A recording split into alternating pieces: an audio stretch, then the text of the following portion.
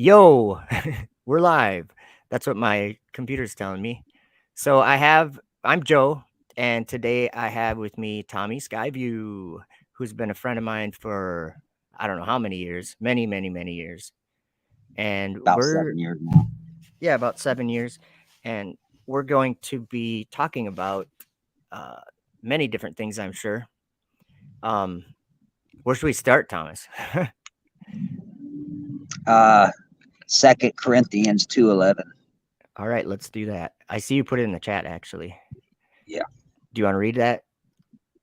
yeah. Let me get it. I didn't have it on the thing right there. Let's see. Oh, okay. I got it right here. I don't really know the contents of this. Forgive the repentant person. I could read the whole shebang there, but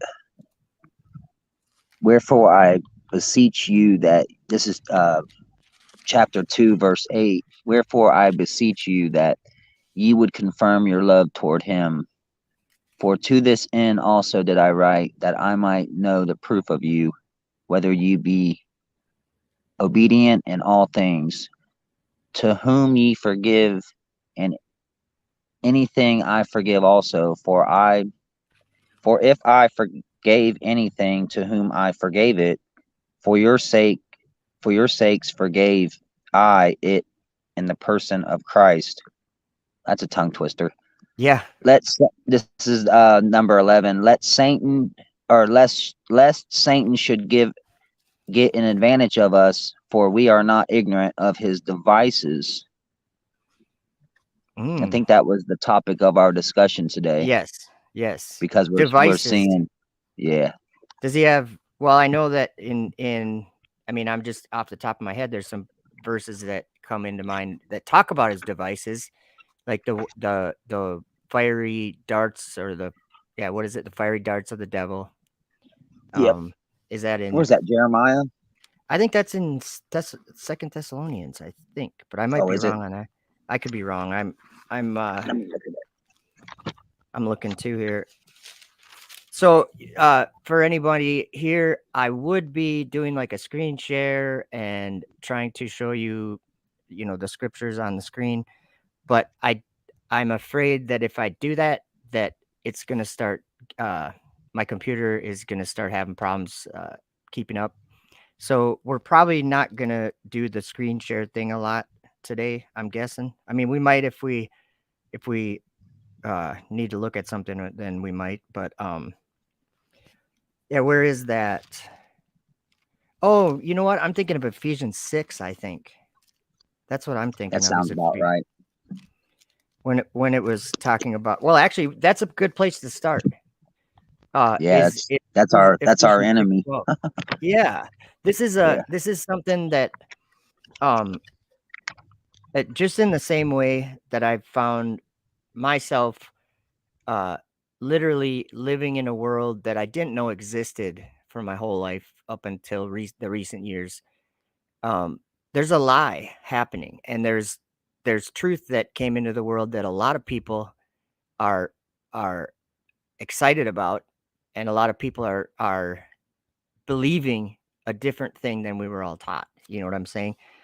And in that, like when you change your, you change everything about your beliefs. It's not like you're doing it. I think it's the spirit of truth doing it. He's showing us things to come and showing us things in a different way than I ever saw them in my life before that.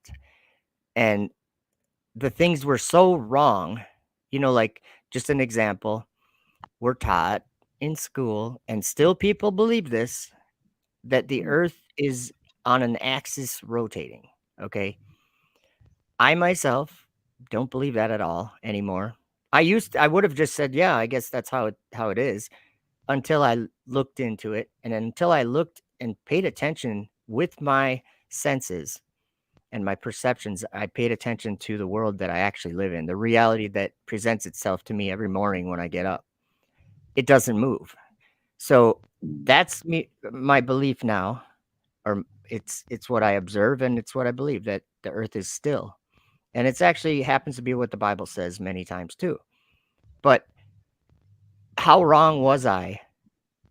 Okay, like even if you believe the Earth's rotating, the point I'm making is why or how wrong was I to believe what I believed before believing what I believe now?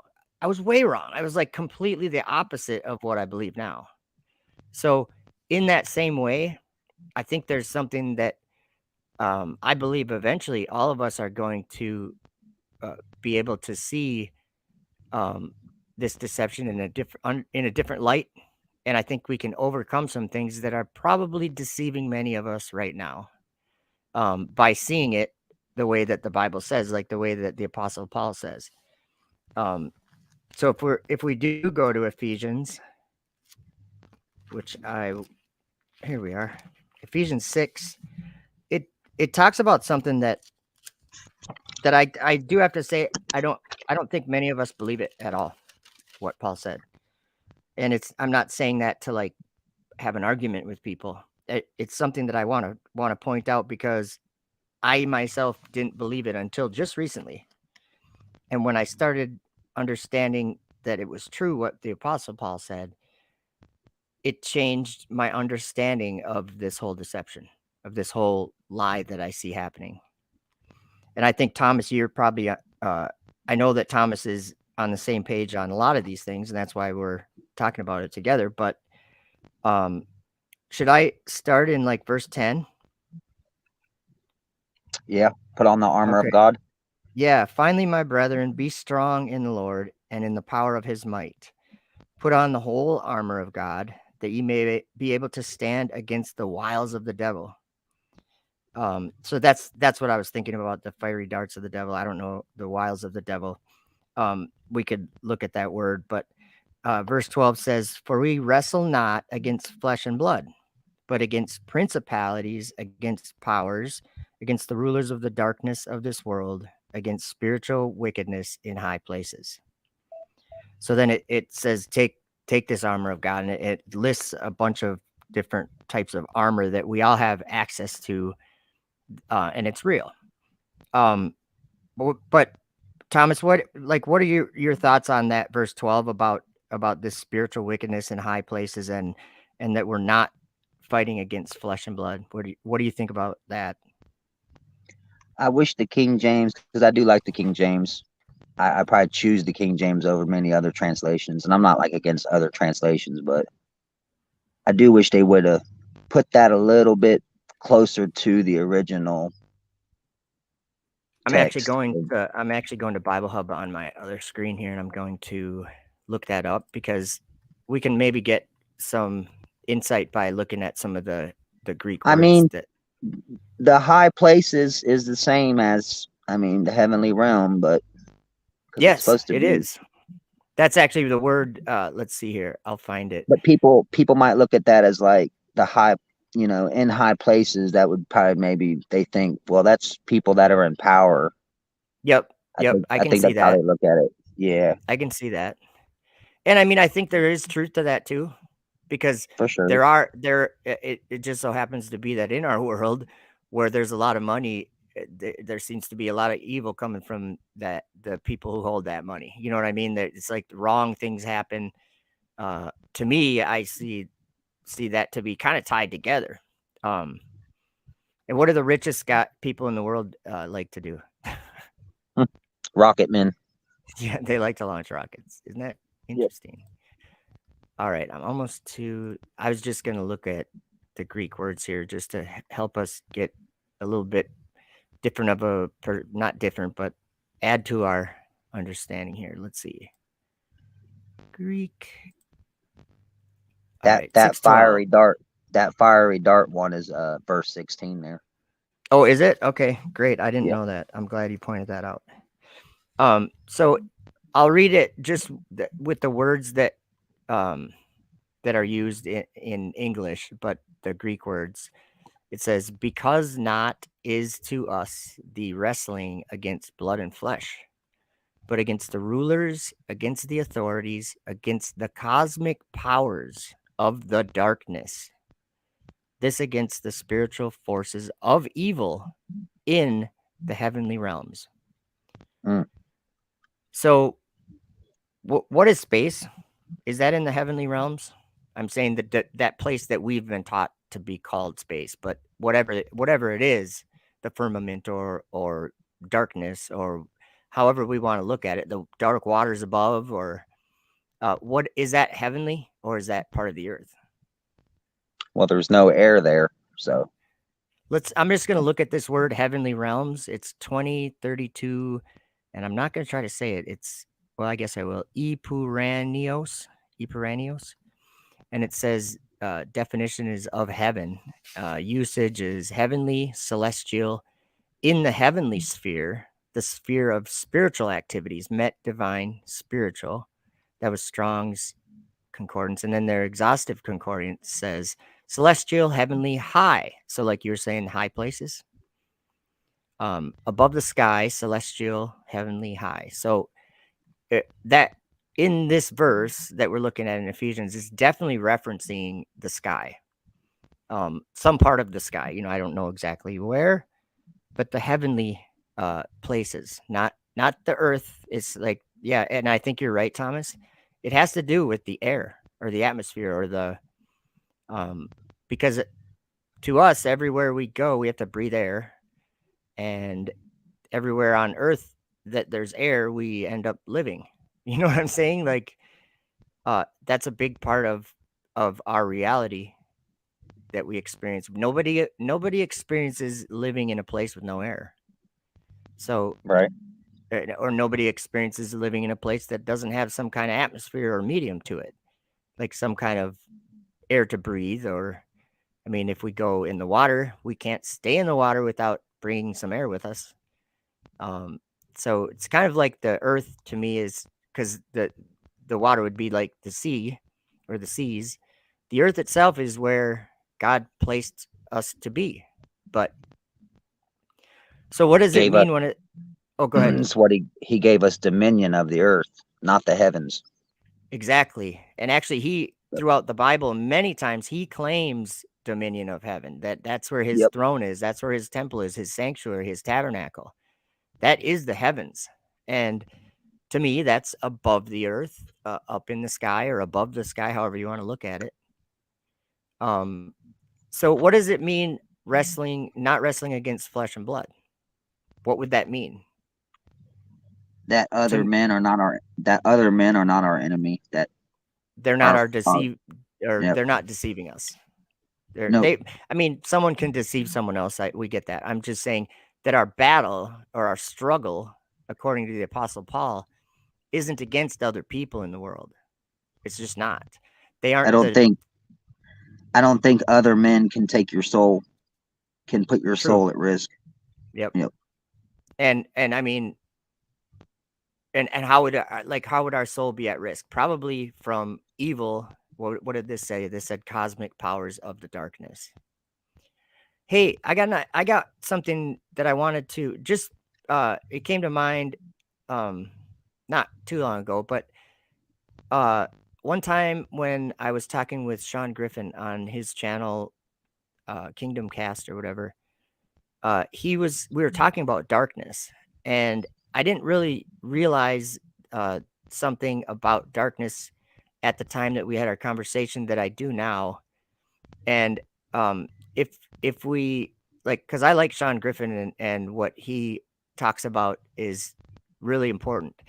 Yep. And one of the things that he says a lot, and he mentions this many times, and it is true what he says, is that God called the firmament heaven.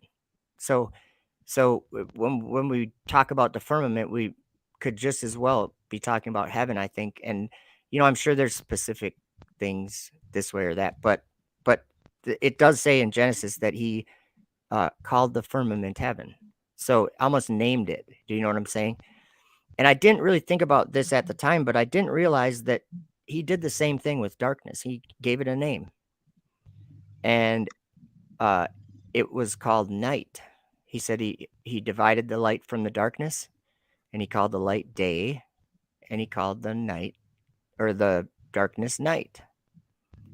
So where is, because Sean had mentioned, he said there's many different kinds of darkness, and we don't know specifically what it's talking about. And I said, I I think that we do actually, now that I think about it, because it's the night sky. It's the night sky. That's where darkness is. Like I'm sure that like my idea of hell or something, if it's like down beneath the earth or something, it would be a place of darkness. But keep in mind that I'm just imagining all that. That's not a known part of reality, or even in the scriptures, it doesn't tell us that there's a dark abyss beneath the earth. It says there's a dark abyss beneath, but it doesn't say beneath the earth. It's at the bottom of heaven, we can look up and see it. There's a veil, or a, I don't know what you'd call it. There's a shroud of darkness that covers the earth, even with the sun. Um, like, and I know a lot of people think the whole rocket launch thing is fake, and that's probably something that we're going to talk about. Because if the point I want to make is, if rockets are being faked, or if satellites are being faked by people, then the Apostle Paul probably wasn't right, was he? Because he said it was something different that was deceiving. Ezekiel. Oh, that's a good one. Ezekiel said a lot of things about what they would be doing. So do you want to talk about the live stream that I was spying on you in yesterday? Oh, I Adam. saw. Yeah, you want to mention that? I tell you what, I normally I don't laugh, and I didn't laugh in the you heard what I said in the comments, but Yep. it did give me a hard laugh driving down the road listening to it, because I'm at the point where I'm like, wow, there's like 400 people on there. Yep. Not saying everything he's saying is a lie. He's definitely he's searching for Adam's truth, and he's our yeah, brother. He's our for sure. brother. Yeah. And by the way, I sent him a text message yesterday that said, "Thank you for being bold for the truth." Because, like right as I'm watching this Parable of the Vineyard, Adam Fink, Yep. he was doing I think it was a live stream or a premiere or whatever it was yesterday. Yeah. And I clicked on it and I saw Thomas Morgan in the chat right away. Tommy Skyview was in there. So I was just kind of paying attention to what Thomas was saying. And I couldn't tell you exactly what it is that you said. Oh, yeah, I remember what it was. He said something like, because Adam was talking about the firmament, and he was talking about biblical creation, however you want to word that, flat earth or whatever, flat earth versus globe. He was talking about that, and he went into some details about the sun that I hadn't thought about before, which I don't know if you did, Thomas, but when he was in the book of Enoch and he was talking about the sun and the moon, and that their circumference is the circumference of heaven. And I never realized that until just yesterday when Adam said that. Heaven has a circumference, like it's a circle. I never thought of that, like in that way, because it says the moon goes on the circumference of heaven or whatever. So that was interesting to me. I never really thought about that. The shape of heaven. What is the shape of heaven? I don't know. And even New Jerusalem, he kind of gave the idea that people think of it as a cube, which I do, I guess. Being Right. all the measurements, height, width, and depth or whatever being the same, but he was saying that's also true for like a circle. I guess it would be a sphere or whatever. Like if you think about it that way, you know how if we're doing astronomy and we're looking at the stars, that we can look at it as a celestial sphere, because that's how it appears to kind of go around us or above us. But Zilran Rocha said, "Oh, you know what? I can show these. Cool. I haven't been able to do this for a while."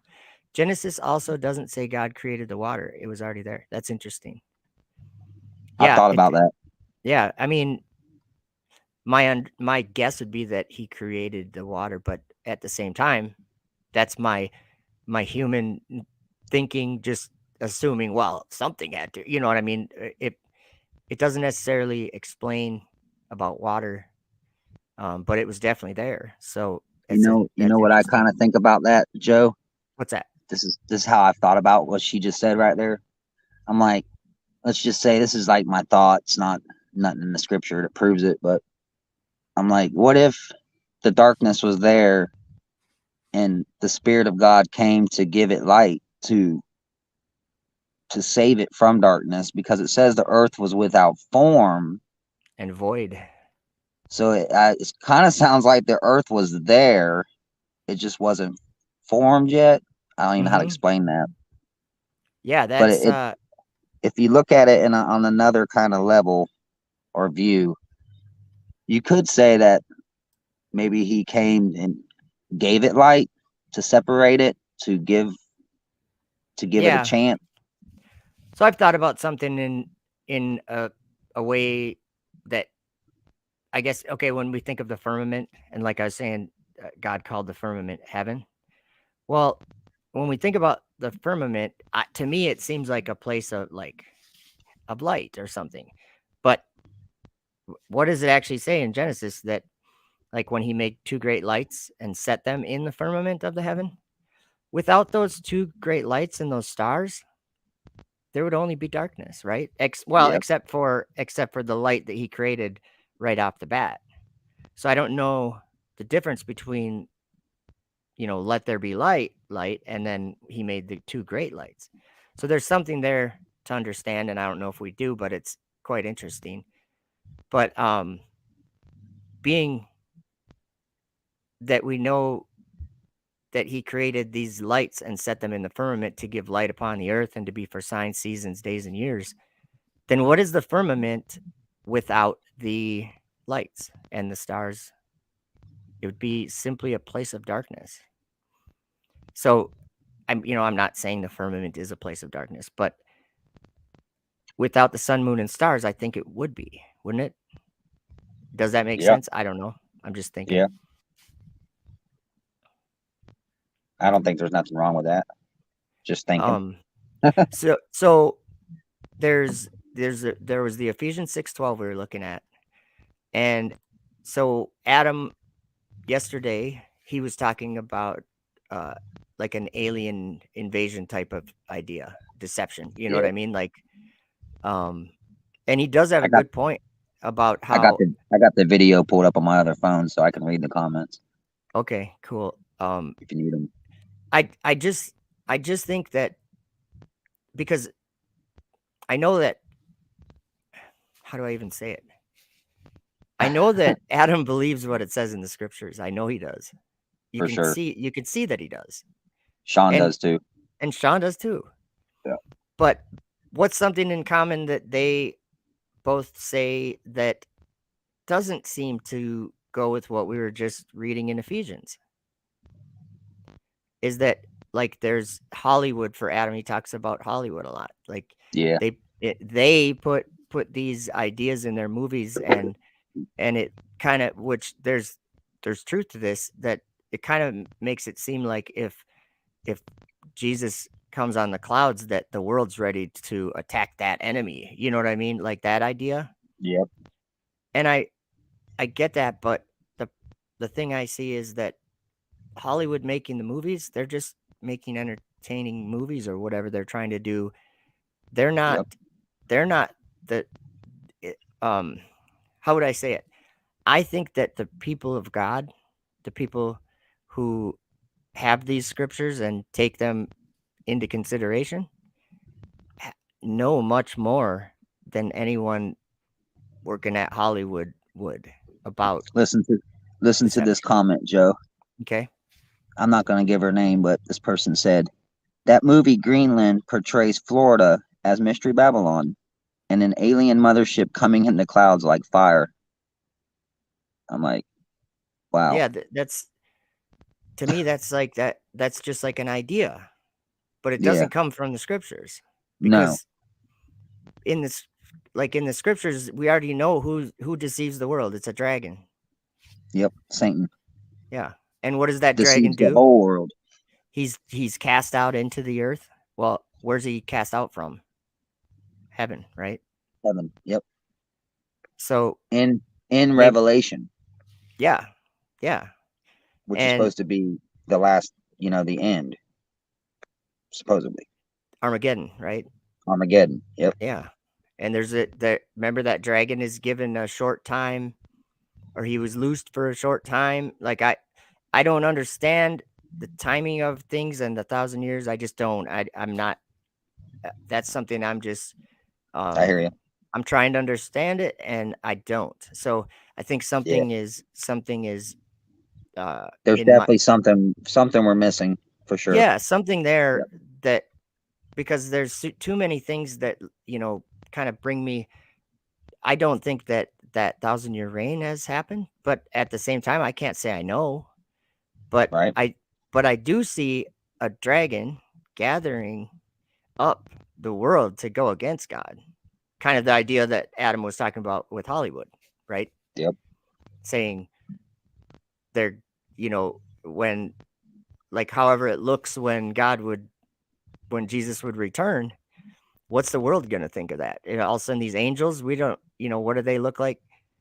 Kids, these, like Adam would say, kids will look at angel and be like, what is that? Like, so who knows? But yeah, I think so. There's truth to that. But one of the things that you had put in the chat, this was right when I clicked on it or whatever. I saw you right away in the chat, and you said, um, what about what NASA and SpaceX are doing? Because I think Adam was talking about Lucifer, and Yep. oh, he brought up Jasher chapter 9. That was awesome. And he was talking about shooting arrows at at God from the top of the Yep. Tower of Babel. And I'm like, yeah, that's a good point, Adam. They were shooting arrows. And what did God do? Like, in I think it's in Second Thessalonians where it's a Paul wrote that uh, God will send them strong delusion so they believe a lie. Well, that's what he did to those people who shot those arrows in the Tower of Babel. He took the arrows that they shot up there and he covered them with blood and threw them back down to Right. to give them confidence that they had conquered the God of heaven. Hmm. And it it wasn't, it was strong delusions, so they would continue on in their wickedness. Like, they were believing that they defeated God, which is crazy to me because I don't think anyone's going to ever do that. But No, um, that's not how the story goes. no, it's not. And No. so, like, when the devil does deceive the whole world, there's a couple visions, um, that one that Daniel had and one that was given to John in the book of Revelation, and both of those visions talk about a time when the saints, like the people of God, were actually being overcome by the devil. Like, they were Yeah. fighting in this war and they were being overcome. They were being, in Daniel it said he was prevailing against them. And I'm just trying to be straight up open and honest. I think that could be something that maybe is even talking about right now, because if and you guys know that I'm not ripping on Sean or Adam or any of those guys. It's just I'm just want to point out something that Thomas has noticed and I've noticed, that it seems like other people, they haven't considered it in the way that it's not other people deceiving us. Like, it's always they're fake. Oh, that's what the comment was. You said, what about what NASA and SpaceX is doing?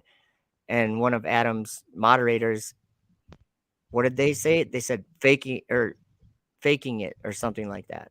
Yeah, it's fake. It's fake. And And I knew they were gonna say that as soon as I was like, all right, I'm gonna I post this know. real quick. And I was So like, get ready for it. I sent Thomas a text message, like, on our phones or whatever. I sent him a message that said it's fake. Because that's that right there. I mean, if if the dragon if Satan took the form of something and was very popular in the world, of something that people probably would not consider to be a manifestation of Satan, but it was a dragon. Would they have even any kind of defense against the devil if they just in their mind assumed that he was being faked by other people that in the world? Like that, it doesn't even. That's to me, that's scary. That would be prevailing against people. You know, Like if you it's go ahead. almost like they think that Satan that Satan has people that he's using, and that they know that they're working for Satan. What would be the truth about that? If Because we know that Satan does have people that that he's using, makes any sense. but Oh, do they obviously know? he's using people, but But do do they they? Yeah, know? there you go. I don't Like think so. here's an example. Um, what like all the people that work at NASA, just for an example, when they go into work in the morning, I'm gonna kind of give the argument that they're the same as you and me.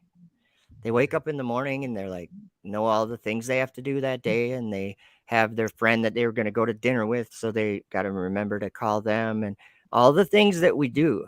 Like you wake up and you're who you are, your intentions for that day. You're not intending to do a bunch of deceiving. You're not like all I'm saying is the people that work at NASA are just like you and me. They're people. And they wake up the same way. They have the same intentions. This guy wants a snowmobile, so he's trying to save up for a snowmobile. This guy wants to go to Hawaii, so he's trying to bring his wife to Hawaii. He's saving up for that. Like people are people. We're doing normal things. The difference Right. I see is that one thing that I kind of see in common between all those people at NASA, um, and in common with something that the Bible talks about, they have something in common with Lucifer. And it's like, what are you even talking about? Well, in the Bible, in the book of Isaiah, Lucifer is described. His intentions are described, what he wants to do. And he says in his heart, I will ascend into heaven. I will exalt my throne above the stars of God. Um, what does NASA say? We will explore the heavens. We will ascend into the heavens on our shuttle and our rocket and we will put our space station up in the heavens. Like the things that these people are working towards are Luciferian, and I don't think most of them have ever, even thought about that. Um, but a Luciferian wants to ascend into the sky and have a place there, like a And you know what led them there? what's that? They they forgot God was in heaven. Yeah, Yep. that's actually brought up in Enoch chapter 45. It's a it's a parable written about the apostate, and it's literally starts out by saying that it's written about those who deny the name of the dwelling place of the Lord of spirits and the angels or Yep. whatever. So they deny heaven. So And it says right after that, and into the heaven they shall not ascend, and yeah, on the earth they shall not come. Such I shall be forgot the about lot that. of the sinners. Such shall be the law of the sinners. Yep. Do you have your book of Enoch right there?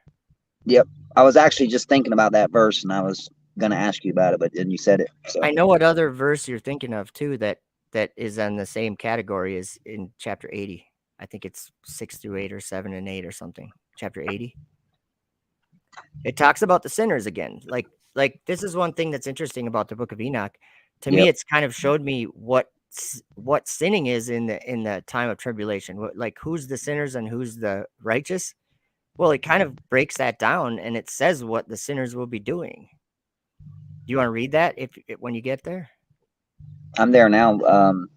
You talking about the stars, the order of the stars? Yeah, it says that something about Yep. the sinners would be. It's verse Yeah. 6, chapter 80, verse 6.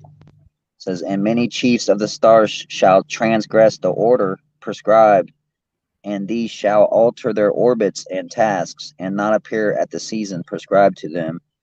and the whole order of the stars shall be concealed from the sinners, and the thoughts of those on earth shall err concerning them, and they shall be altered from all their ways. Yea, they shall err and take them to be gods, and evil shall be multiplied upon them, and punishment shall come upon them so as to destroy all.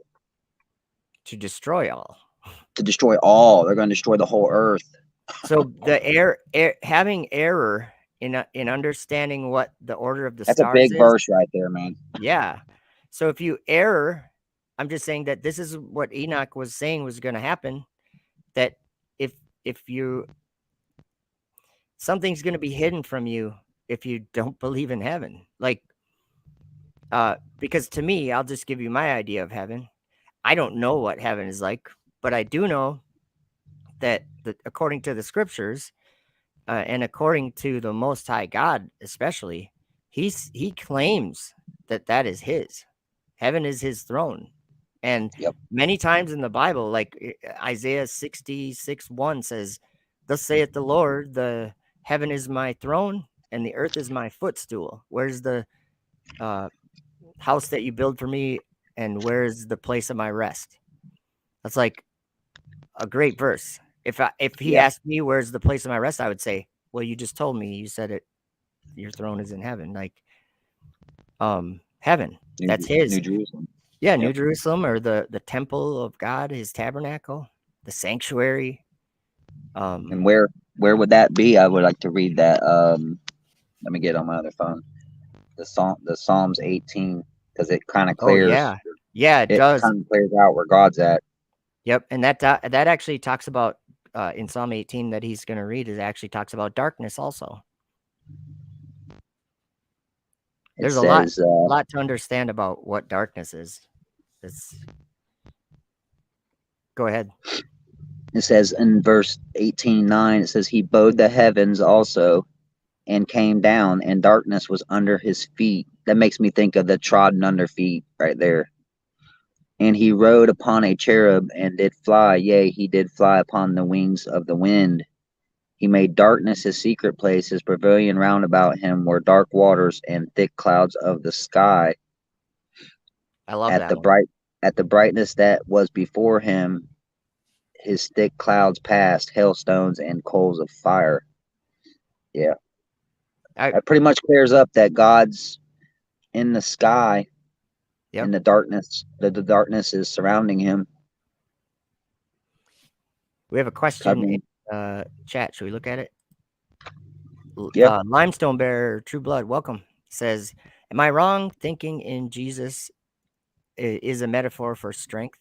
Knowing his word is all the strength we need against these money changers? Not trying to be funny, just trying to understand. Well, I wouldn't say he's only, and I don't think you're saying that, but he's it says in Revelation 12 that they overcame him. That's talking about the Satan. They overcame Satan by the blood of the Lamb. So his sacrifice, in however And the that word works, of their testimony. and the word of their testimony. Yep. So their testimony and his blood is how people overcame. So when you're talking about a metaphor for strength, yeah, for sure, it's strength. And when you say against these money changers, that's a good thing to bring up too, because like, you know, when Jesus threw tables and that that was money changers, like that were they were basically trying to sell things to sacrifice, and it turn it into like a business at his father's house. And I think that was a building on the earth and whatever, but I think it we could I want to say interpret that something in a after you get different done way. there, Yeah, go for it. Go for it.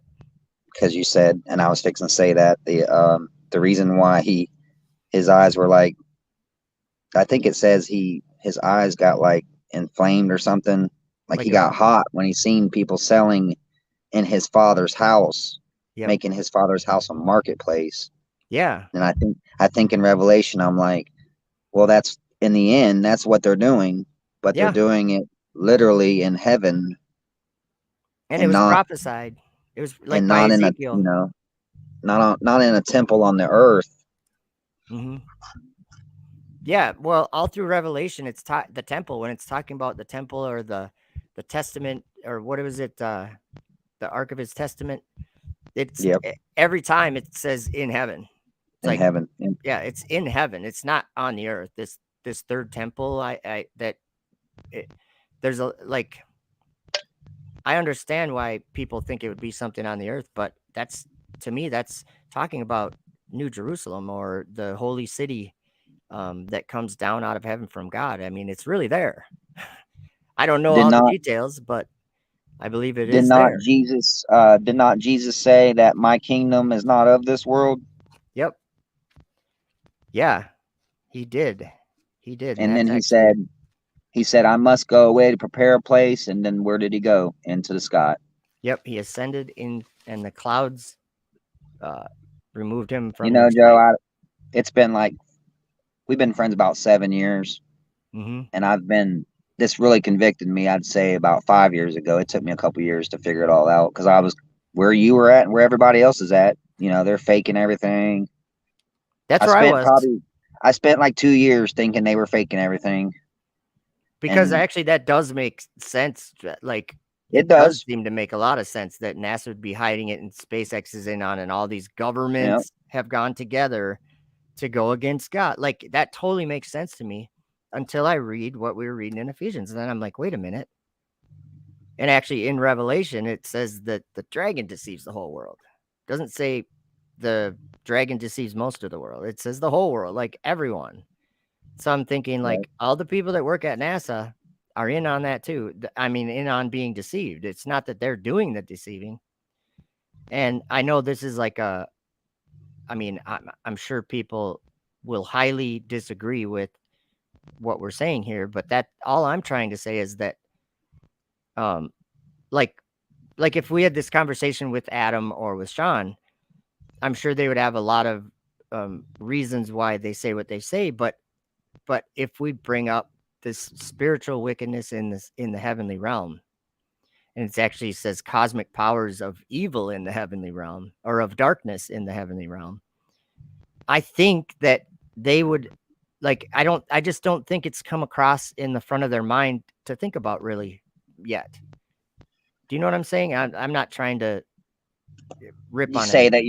say that you know more, or you're better, or Yeah, whatever. not at Yeah, all. Not at all. not at all. Because I learn from both of those guys all the time. That's what happens. I learn from those guys. So Oh yeah, um it's not like there's some kind of competition or any kind of like race or anything like that. It's something that I'm only pointing it out because I believe what Paul wrote is true. And I believe that I think it's in Romans at the very last couple verses in Romans. Paul talks about a mystery. Let me read that. This is Romans chapter 16, starting in verse 25. Now to him that is of power to establish you according to my gospel and the preaching of Jesus Christ, according to the revelation of the mystery, which was kept secret since the world began, but now is made manifest, and by the scriptures of the prophets, according to the commandment of the everlasting God, made known to all nations for the obedience of faith. To God only wise be glory through Jesus Christ forever. Amen. What that says to me is that there was something, a secret, it says, that was hmm kept since the beginning of the world. hidden. And this was revealed to Paul, of all people. He says, he preached, Paul, you know how he said, my gospel? Well, the only reason why he said my gospel is because apparently it's a little something different than what other people preached because he had a mystery revealed to him. And so he felt, I'm sure that's why he called it my gospel, because something was possibly different than what he had heard before. And it was, and he was, I think it's, is that in First or Second Corinthians when he's taken, or when he says, I knew a man 14 years ago that went up to the third heaven? Well, I believe that was Paul because he wrote a book about it. Um, and you can read it. It's called The Vision of St. Paul. And he gave a very detailed description of what he experienced when he went up to that third heaven. And that when he was up there, one of the things that and it's in that vision of St. Paul right at the beginning, it quotes Corinthians where he says that he heard words that were unlawful to be spoken in the earth. He heard things that he couldn't repeat, and Right. and it was a mystery that was revealed to him. And that's according to what we were just reading in Romans. It says that's what he preached his gospel according to that revelation, according to that mystery that was revealed to him. And then it says, but now is made manifest. So I gotta say, I think that's right now. And I'm sure people say, oh, people have always said that. Sure. But by the scriptures of the prophets, according to the commandment of the everlasting God, made known to all nations for the obedience of faith. So So that that they would wouldn't believe, go ahead. they would see those things, and then they would believe the scriptures. Yeah. Whatever time that would be, whether you'd say it was It was before. something that they didn't know that they Yep. would be made known, and that God commanded that it be made known. And it Yep. was for people to believe in, to have faith in. That they would believe the scriptures. Yep. That they would be true. Yep. And that's just one thing I've noticed a lot is like we could probably do a interesting video if we just called the title of it like heaven versus space. Like let's find out and some people would say that's the same thing, and I would say no, it's not.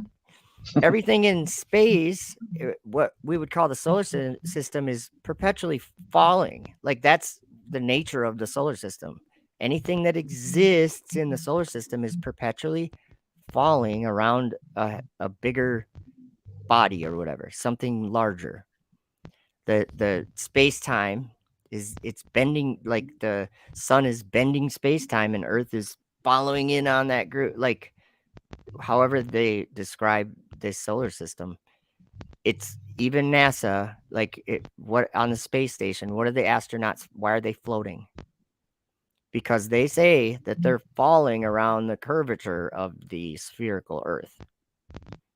But I think they're just in that same deep, or the waters above, the dark waters above that we were reading about in Psalm, that it was God's secret place. That's what it said. It said he bowed the heavens and came down, and dark, what did it say? Bowed down, and darkness was his secret place, I think it said. So, Yeah. oh yeah, and then it said his pavilion round about him were dark waters and thick clouds of the sky. So I'm thinking like, so that darkness, it could be a lot of things, but it's a secret place.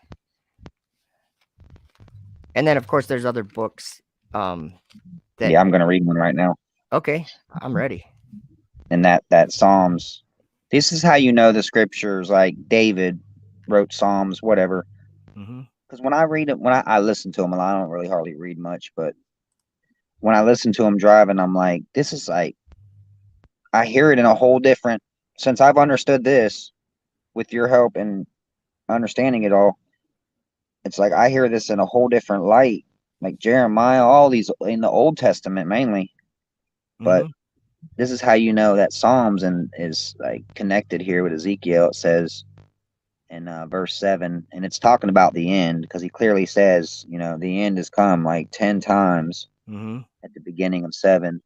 Oh, He in says, and I will, Ezekiel, right? Ezekiel. mm-hmm, Yeah, Ezekiel that's 7, yeah. and he says in verse 21. Well, I'll read 20, Read as start at much as 20. you want of that. That is good stuff to It like that. says, as for the beauty of his ornament, he set it in majesty, but they made the images of their abominations and their detestable things therein. Therefore have I set it far from them. That makes me think of like have to get on a rocket and go It's crazy speeds to get there.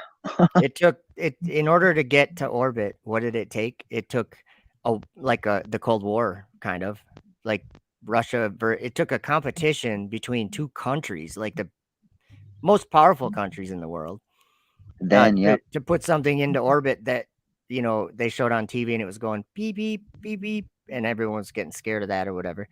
But in order to have something like the International Space Station, what had to happen? All these governments had to go together and put all their resources that they could in order to even do something small like that, you know? Oh, I got something to say too, Okay, go for it.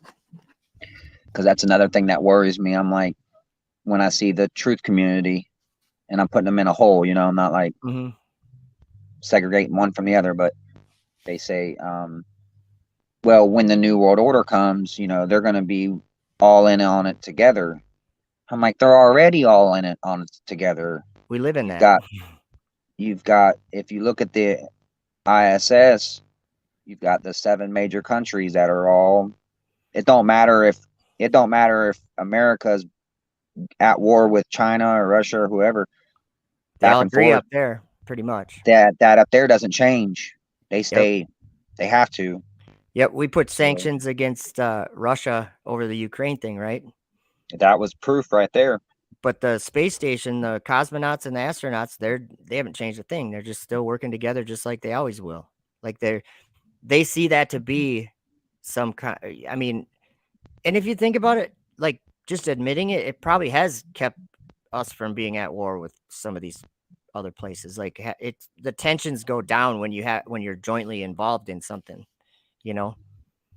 You Yeah. can't sacrifice what you're doing for 20 years on the space station when. But I mean, that's what I don't get about Joe Biden. He's like, we're putting sanctions on their aerospace industry. We want to weaken their aerospace industry. I'm like, dude, their aerospace industry is in joint effort with you, with the United States. So I don't know. Joe's a little slow, I think, but that's just my Second opinion. beast, man. The second beast. That's it. Yeah. What is that? What do you think that That's is? it. Let me finish this Oh yeah. Ezekiel here, because I want to tie a couple things together. He says in 21, I will give it into the hands of the strangers for a prey, into the wicked of the earth for a spoil, and they shall pollute it. Um, my face will I turn also from them, and they shall pollute my secret place. For the robbers shall enter into it and defile it. So that's what I wanted to do right Wow. there. And in 22, the robbers shall enter into it and defile it. And then I go to, and people do this too. They say, well, that's the Old Testament. That's not the New Testament. Like I'll say Amos 9:2, and they're like, well, I think that's the Tower of Babel. I don't think that was the time of the end.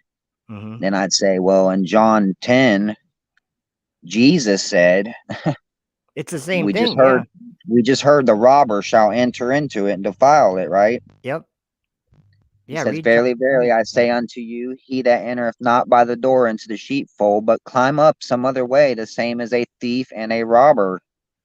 And then in 10:10, he says, the thief cometh not but for to steal and kill and destroy. And I come that they might have life and that they might have it more abundantly. So right there, that's just, Mm-hmm. it's going to give it that the robber's going to enter into it and defile it. Well, who's the thief? What is the robber doing? Where's He's he going? one, It's one, where's one. He's going polluting into something. he's He's polluting trespassing. his secret place. And we were just Yep. reading in Psalms that he said he made darkness his secret place. All those scriptures connect, man. They All do. connect. Yeah. And like one that this is actually something that me and Sean Griffin talked about was Ezekiel 8, I think. Yeah. Yeah. Yep. There's something I always got a kick out of that Ezekiel said. Um I remember that video. I've yeah, watched he it says 20 he times.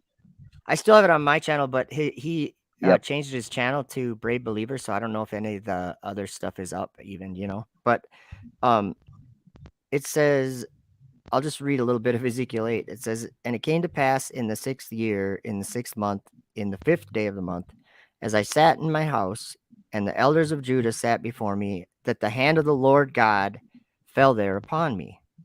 Then I beheld, and lo, a likeness as the appearance of fire.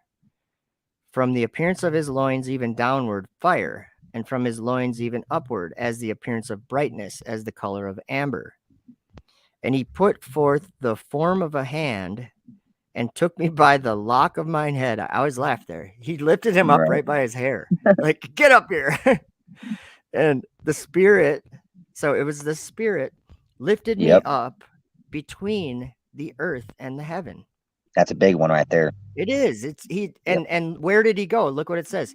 And I remember brought me what he said in the video, Joe. He said, no, that he's just talking about Ezekiel in Jerusalem on the ground. lifting him up again up above the wall so that he could see what was going on in Yeah. yeah.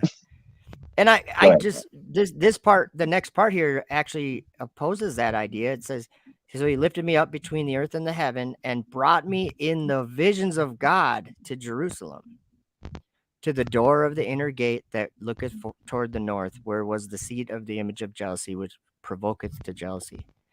He brought him to New Jerusalem, the visions of God in Jerusalem. It wasn't, or and then it says, and behold, the glory of the God of Israel was there, according to the vision that I saw in the plain. So this That's was you know what he was you know what, taken Joe. into New Jerusalem. Yeah. I just seen that. It says, and behold the glory, which would be Mm-hmm. Isaiah 40, right? Yeah. Yeah. That's the glory Glory. revealed. It tells you what happens when the glory is revealed. We should actually But look, go. We should go over that right after this. and look what it says. According to the vision that I saw on the plain, level What? ground. Yeah, the plane. That, PLAIN. Not that's the globe. that's Not the well, that's sphere. what it says in 40. It says the ground's made level. Yeah. Should we look? Should we just look at that really quick? This is something that's It's amazing. amazing, man. I tell you, In the people are like, when people say like I'm gonna say it, Jeranism, the yep, Bible's written by man. I'm like, yep. bro, if you only knew if you could only see what there's a few of us that can see these things. If you only could see what we've been shown, it's like you will not doubt that scripture at all. That scripture You is yeah. wow. If there's so many things that well, and I like Jeranism and everything. I wouldn't like Me rip on too. him. He's Yeah, searching out the truth. He's searching the truth, and he's doing it he's the a way that he's saint. doing it. He's a saint. He's one of the elect, and he don't even know it. And you know what? I would have to agree with that, because He is. what did Jesus say when right before he was crucified to Pilate? What did he say? He said, "I came here to bear witness of the truth. Of the Everyone truth. that is of the truth hears my voice." So Yep. I think that there's a lot of people that are questioning the scriptures, and I don't think there's anything wrong with that. They're No. testing them like that. We're told to test these things, right? Aren't Yep. we? Yep. So, I'm not Jeranism, but what I did and it. he has like a different view on a different view. But if he did see some of these things, he might think twice about the scriptures and how valid they are. But so in Isaiah 40, okay, we've been talking about flat earth or whatever you want to call it, biblical creation or cosmology or whatever. Yep. And for many years we've been talking about it. We've been spreading the word, spreading the truth. Going on And 8 years now. a lot of people oppose it, but a lot of people realize it and go, "Whoa, that's awesome." And they all of a sudden their life starts changing in only positive ways. Like everything is just amazing when you see the truth, when you believe the truth, I should say. But in Isaiah 40, it talks about the glory of God being revealed and all flesh seeing it together. And that's what the mouth of the Lord spoke. And here's what it says before that. It says, every valley shall be exalted. That means like lifted up. And every mountain and hill shall be made low. And the crooked shall be made straight, and the rough places plain. And the glory of the Lord shall be revealed. So just think about that. Are we actually witnessing the glory of God being revealed by simply believing what the scriptures say, and all of a sudden our eyes are open miraculously to truth that other people just can't see because of whatever reason they don't look, or they're not of the truth, maybe? I don't know. What do you think? I think that's why we do what we do, man. It's like there's time. I know you're probably the same way. I know you are. I see it in your videos sometimes. You Mm-hmm. feel like nobody's listening. Yeah. Yeah, Am I it just be really? like, And maybe it's not a because we know that there's not a lot of time left, so it's not like, am I wasting my time? Because their time's almost up anyway, that's and what you I know it. think too. And you read the scriptures, and you know that there is a calling, and if you see these things, you are commanded and to say these things. Yep. And I see a lot of people are, no, that's the Torah, and I'm like, no, you got that wrong, buddy. I'm Well, not not against the law, but no, Jesus said, there, "Follow my commandments." there is But a law. There is a law that comes down from heaven in the last days. yeah, that's exact. I'm glad you pointed that out because you know how we were reading in Romans and it was talking about that Paul was talking about this mystery that was revealed to him that he preached the gospel according to that, Yep. and let me go back there really quick again. That's what it said. It said, um, by the scriptures of the prophets, according to the commandment of the everlasting God. So remember, it's a bunch of places. It's in Isaiah 2. It's in Zechariah 12, I think, or 14 maybe, about the law going forth from Mount Zion. So the law goes like in the end of days, the law goes forth from Mount Zion. So is And that that talking law, about the law of Moses? no, that law No, doesn't go against the law of Moses not because at all. they're both from God. Yeah, You I know, agree. and I was kind of where Jeranism's at right now. About a little bit past 5 years ago, it was like a year, man. Mm-hmm. I was like, I was starting to go away from the Old Testament altogether because I was like, what's he doing to children? And you know, and I prayed on it for a while, and Mm-hmm. I think God just took it away from me. He was like, don't even worry about it. You don't question what I do. Just Yeah. keep searching the scriptures, and you're gonna see that I'm true. Yeah, that's Because one thing. I was If you right there where Jeranism is if you type for a minute.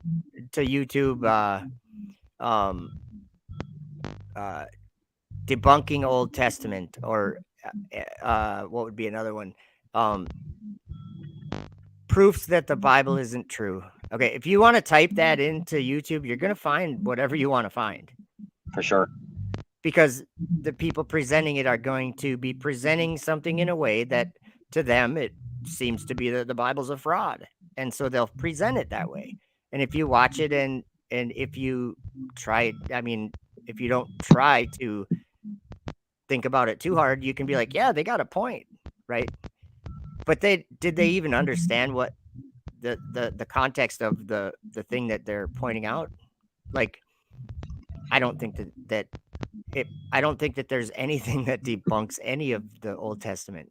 I just don't. No, I think that if no, people say, "Oh, the God of the Old Testament's a different than Jesus. He changed everything." I don't see it that way. I think that there was a reason why uh, sin needs to be cleansed in order to, uh, well, especially in order to enter into the kingdom. That there, because nothing that defiles, uh, no liars, corruptible. Yep. that won't be in the kingdom. So yeah. But so G.R. Cleave says occult means hidden. Scripture tells us that all that is hidden will be revealed.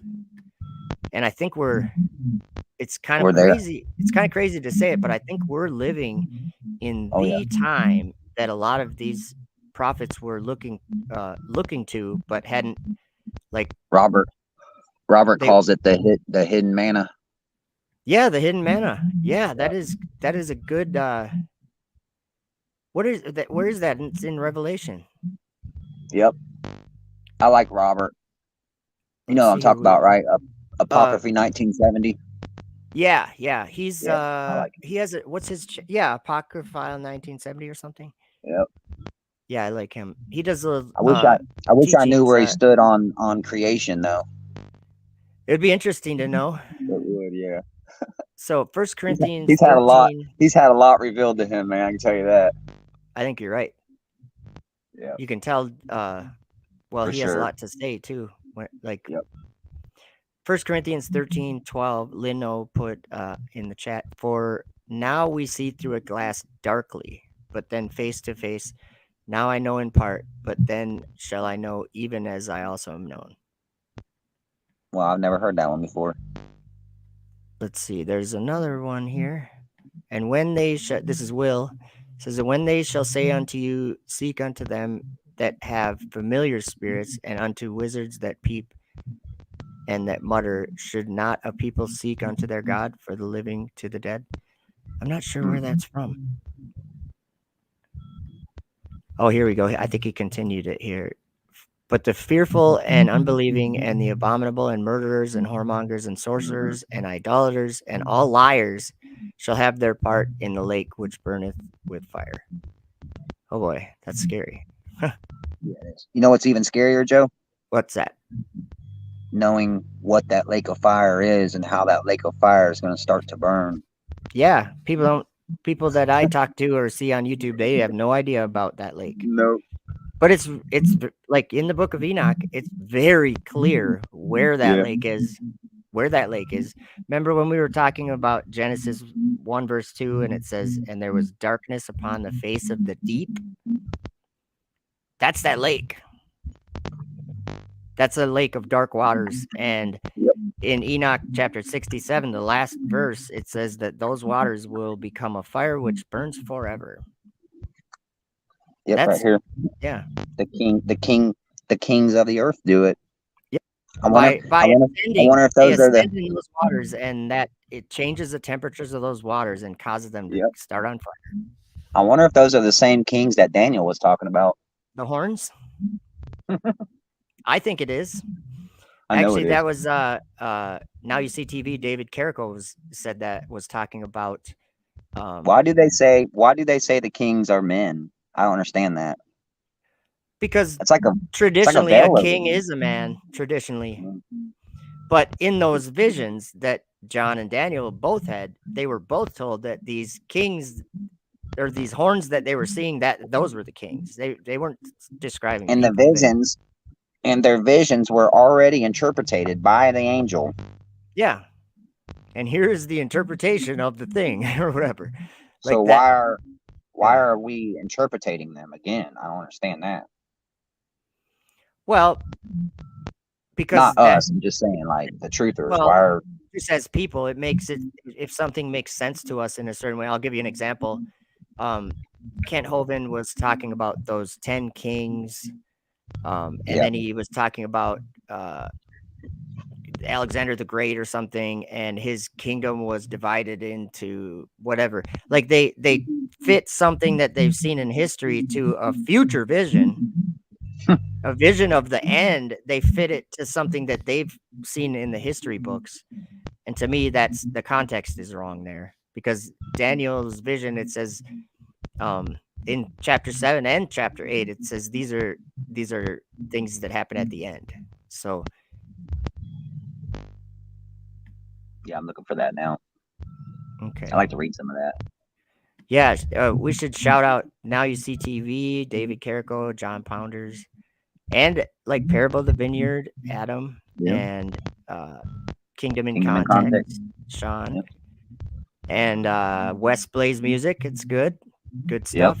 They got a show called Uncommon Ground that's really good. And hey, where's Bobby at? I haven't seen him in a couple weeks. Oh, I should say something about that.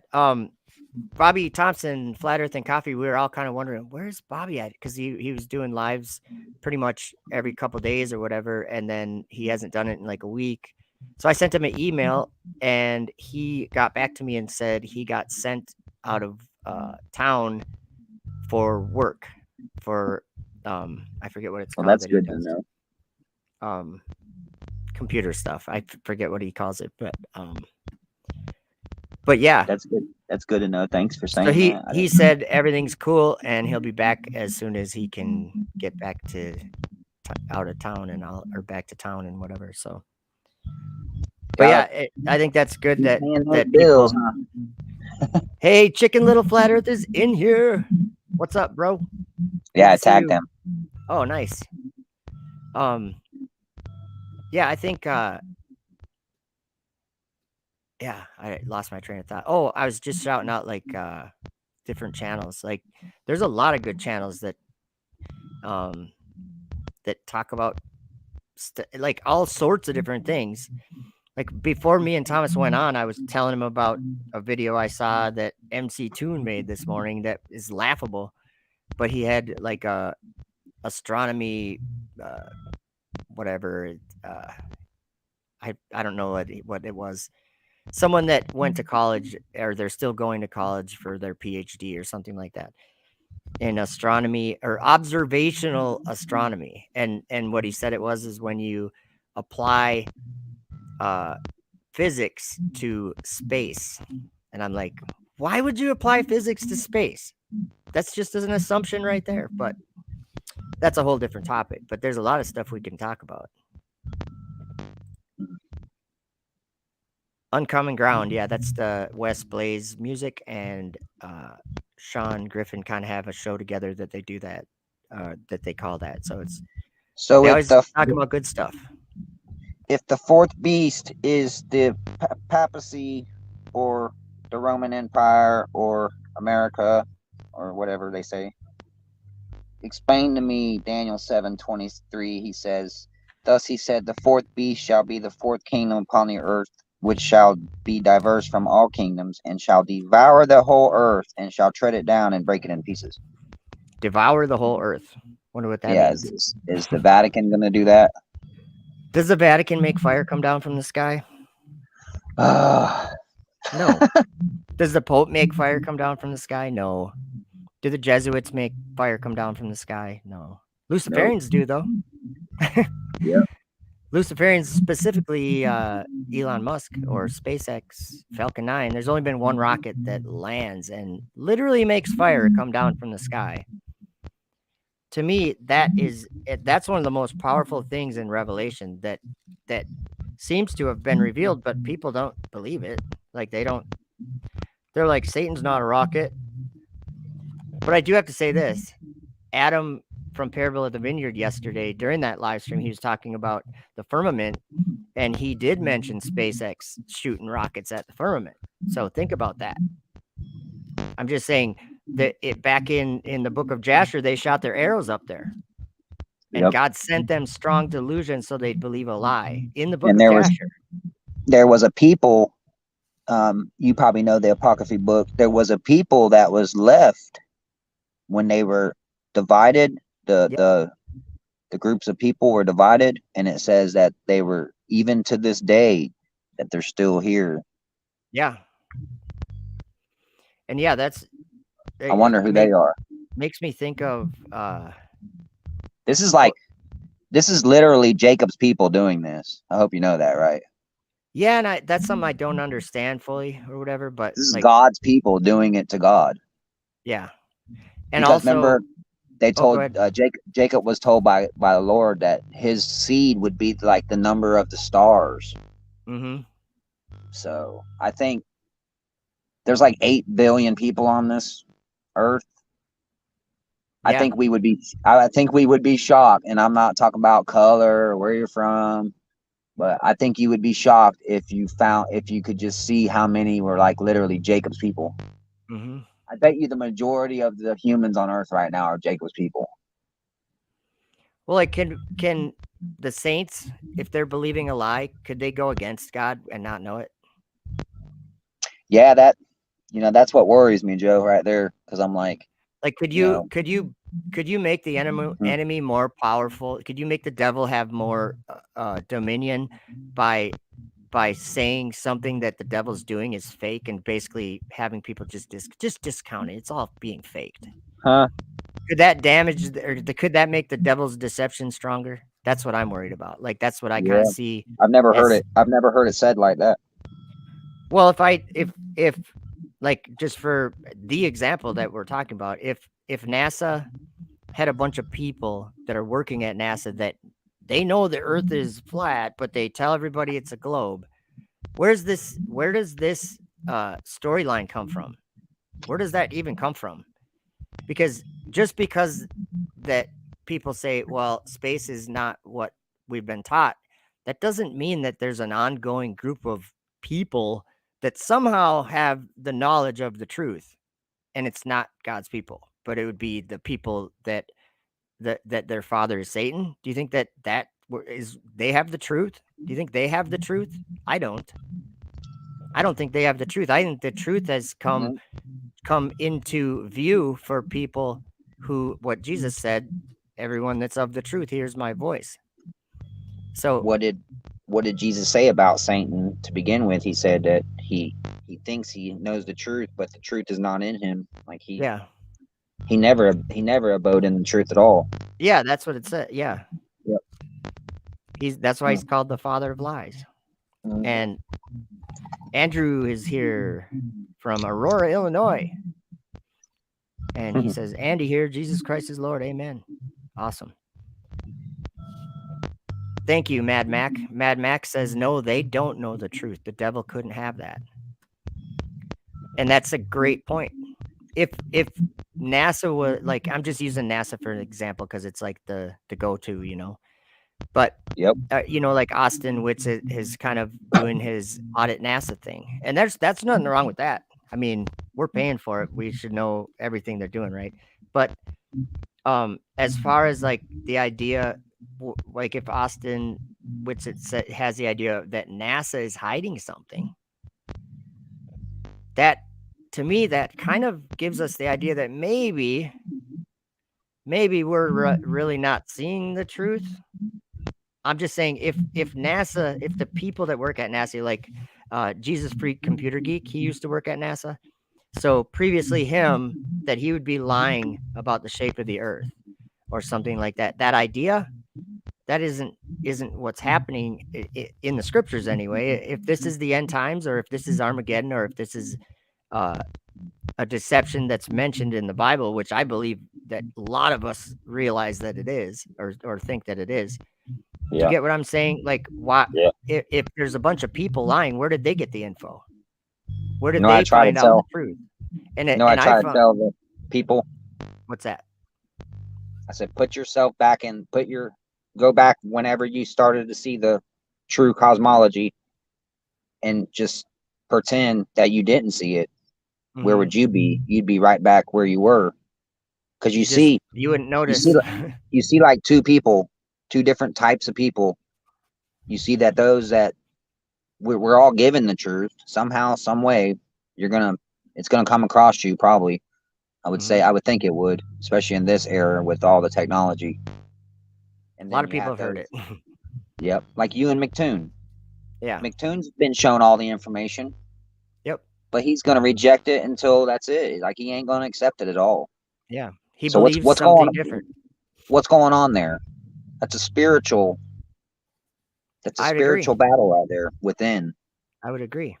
So I then how do. could I really someone, think so. how could someone, like if that was something I'm able to see, and then I go to lunch with MC Toon, and for some reason he just cannot see the way I see it. It doesn't mean I'm right or he's right. I'm not talking about that. I'm talking about Mhm. just seeing something, and to me it's like the most crucial thing to understand, that we don't live on a globe. But to someone like MC Toon, who is a believer, I'm just saying he's a Christian. Yep. He knows the Bible. How can he not see that? And I'm not trying to pick on him. I'm just saying, using it as I an hear you. example. How can we Yep. be in the same room and see two totally different things? Is like, how can someone overcome the lie? How can that happen to someone who doesn't see it? You know what I'm saying? I think you have to seek it and search out the truth unbiasedly, without a bias, without knowing Humble. that you're on a globe, Humble. Yeah. Gotta be humble. You gotta be willing to, set aside everything you ever thought you knew and start over. Repentance. Like, Uh-huh. why would I bring that up? Well, nobody wants to repent. I'm just saying that to me, the idea of repenting has taken a different meaning than I used to think that what it meant. I used to think it was like, forgive me, I'm sorry. That's probably something included possibly, There's some but truth in that. Yep. to me, like if I'm flying in an airplane and I'm on a heading and I'm heading 270 degrees or whatever, repenting wouldn't be apologizing for it or feeling bad that I'm going in that heading. It would be to turn around and just start going the other way, because I know that the heading I'm on isn't right. Like, that's repenting. It's going a different way. away from what you find to be wrong and towards what you find to be right, or what you learn to be right. I like what Will says. I started learning the stuff back in 2017, 2018. That's awesome. And yeah, True that's there. exactly what it is, learning. If we didn't have a learning attitude, if I just said, "Oh, I already know this, I already know that," kind of like they taught us in school, we already know everything, Truman. There's no reason to be trying to be an explorer. We already discovered everything. It like there if you have a learning attitude, there's a lot to learn, you know what I mean? For sure. Yep. Yeah, this is an Every day. interesting comment. Maker Mark says, when the two witnesses mentioned in Revelation arrive on the scene on the streets of Jerusalem, they will preach only truth, and then we will know where we are in the timeline of end time events. Hmm. What about the truth that has been being talked about for 6, 7, 8 years, whatever? Could that I'll be? say something about that. Yeah, The streets of Jerusalem, is that Jerusalem on earth or is that Jerusalem in heaven? in heaven, according like Yeah. in Revelation, Yeah. it's the two witnesses. People Yeah. people get that I see that all the time. They're like, no, that's Jerusalem on the ground. That's not Jerusalem in heaven. Well, I say that I say it all the time about Jesus saying, my and even kingdom like is not Adam, of this world. even Go ahead. Adam from Parable of the Vineyard mentions Jerusalem in that way. He talks about Jerusalem being Mm-hmm. Babylon. Well, he has a good point, because where is it in Revelation where it says that spiritually, or in Jerusalem, which is spiritually Sodom and Egypt or something? Egypt. Yep. And Where our Lord was crucified. where our Lord was crucified. We know that's Jerusalem, right? Mm-hmm. But spiritually, it would be New Jerusalem. It says spiritually in there, like, Mm-hmm. so Jerusalem is in heaven, like New Jerusalem's in heaven. There's a real Jerusalem on the ground, but I think that the when they're treading New Jerusalem, or when they're treading, what does it say, the holy city underfoot, that's talking about the one in the sky. That's not talking about Jerusalem on the ground. But it is something. A lot of times when we talk about Jerusalem, if you just read around that area, like in context, you can get a good idea what Jerusalem he's talking about. Well, just like in the Old Ezekiel 8. Testament. In Ezekiel 8, where we already went over an example of that, where he said, he took me by the lock of mine head, and the Spirit lifted me up between the earth and the heaven, and brought me in the visions of God to Jerusalem. That's definitely the heavenly Jerusalem, the one in the sky, because he went between the earth and the heaven. I mean, that's. I think it's right there where, I'm not saying it's right there, but I think it's just a little bit above where the ISS is. Yep. I hate to That's say what that. I think too. And I also have to say that when we think of the ISS, and people think of like it's being faked. And then so the question I always ask is, well, when you go outside, and if you there's many different ways you can find out when you're going to be able to see it above your area, precisely to the second what time it's going to pop up in the sky and where it's going to pop up in the sky. What is that? What is that? Is that Satan masquerading like an angel of light? Or is it a space station that men have built that is a great accomplishment for science? Like, we have to be like spiritually grown up. Like, if we look at things so simply, oh, space is being faked, like that idea, that is like, I think at the point that we're at in time, there many of us have known each other 7 years and have been talking about these same things and learning about these same things, and many of us have known each other. Like, I know we've been gathered together. Yeah. And it's not because there's other people that know more than us about God's truth. It's because we have been called to, well, what did Jesus pray about? Like, this is one thing that I always go to because it's so clear. He prayed about two groups of people, and he prayed for both of those groups of people, and he said that one of those groups of people, that God gave him those people, and he was going to uh or it said he manifested the truth to those, or his word to those people, and they received it, and then he sent them out into the world, and he prayed for the other people that were in the world that he didn't send out, that they would believe in him because of what those other people that he sent out into the world were saying. There's your That commandment. There's your commandment from Zion right there. Yeah, it is. It's truth. The commandment is truth. Hey, H Jasper E, good to see you. Um, and I haven't said hi to everyone, but hi to You everyone. How's said that? about the ISS, and what is that? Is that just Is it a light? a machine they put up there? I'll tell you. It says in Obadiah, it says this is verse chapter 1. There's only one chapter, verse 3. The pride of thine heart hath deceived thee, though that dwellest in the clefts of the rock, whose habitation is high, that saith in his heart, who shall bring me down to the ground? And then in chapter or verse 4 it says, though thou exalt thyself as the eagle, and though thou set thy nest among the stars, thence will I bring thee down, saith the Lord. Hmm. Uh, A habitation on high, huh? yep. It's And then among the definitely among the stars. stars. Yeah. Who quotes that verse all the time, but isn't quoting a verse? Elon Musk. He talks about living in among the stars. He's like, life is Oh, extremely boring without living among the stars. We got to check live this among the out, Joe. stars. Wouldn't you know, in verse 5 it says, if thieves, remember John 10:1? Yep. Robbers and yep. If thieves came to thee, if robbers by night, how art thou cut off? Would they not have stolen till they had enough? If the grape gatherers came to thee, would they not leave some grapes? Huh.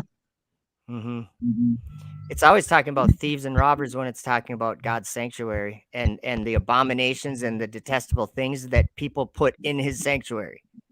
Like, how can, well, like, just for example, Adam and Sean and all those guys, Wes and all those guys that they talk about specifically these kinds of things, how can they miss?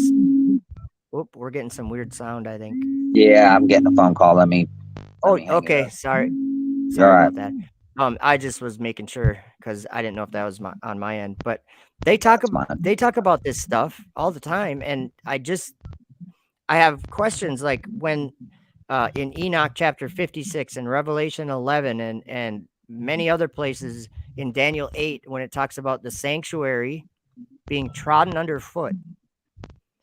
And in Revelation, the Gentiles, it was given, they had 42 months to tread New Jerusalem underfoot, or the holy city underfoot.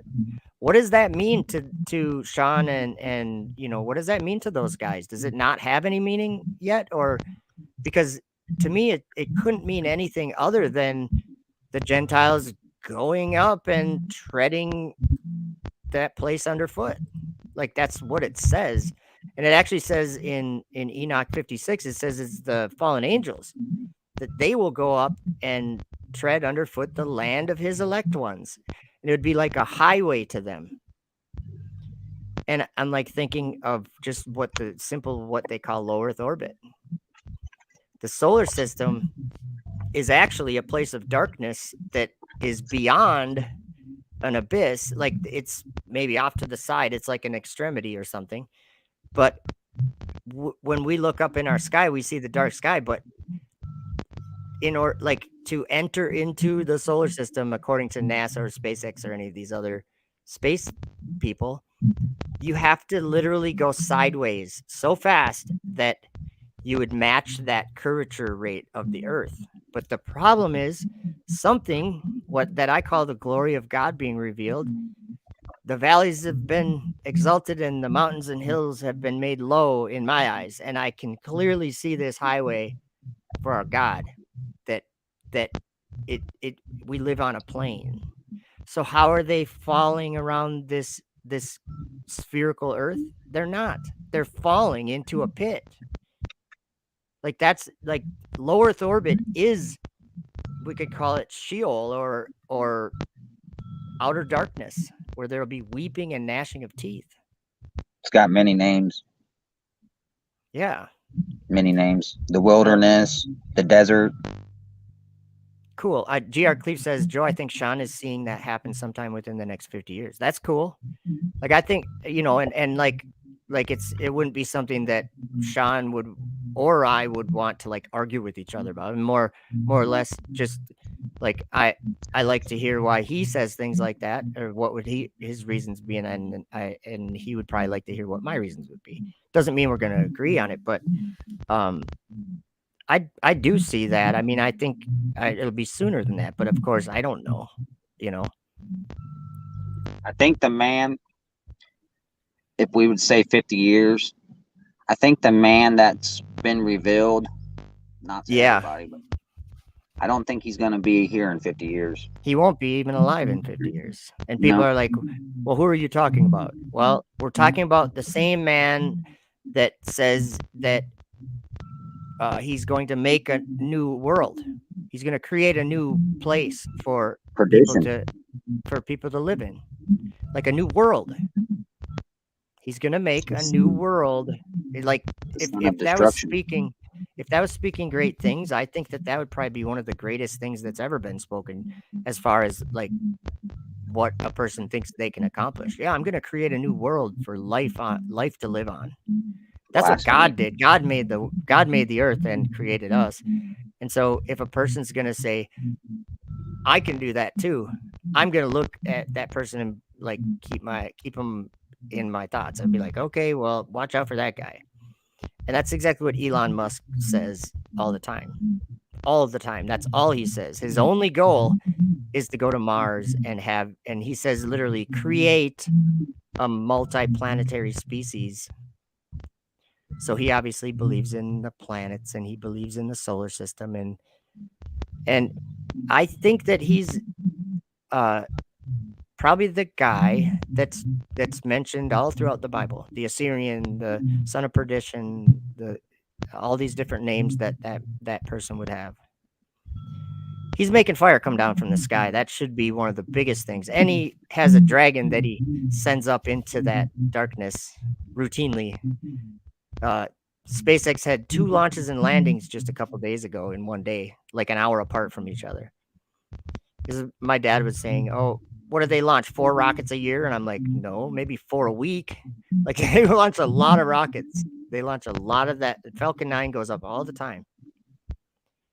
And that should make the truthers question the idea that NASA's faking it. That if they're faking it, why are they building these things in Boca Chica for the Starship program? And why is SpaceX kind of taking over Kennedy Space Center over the last several years? They do all the operations at Cape Canaveral. SpaceX does, because like Donald Trump was saying, because Elon Musk is really good at rockets. He's really good at it. Why do they like rockets so much? He says, rich guys, they like rockets. I don't know why. Right. He just happens to match everything that Daniel said in 7, 8, 9, 10.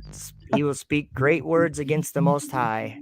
Oh, and then like in Revelation, he will blaspheme God's name and his tabernacle and those who dwell in heaven. So his tabernacle and those who dwell in heaven, where does all that? That's all in heaven.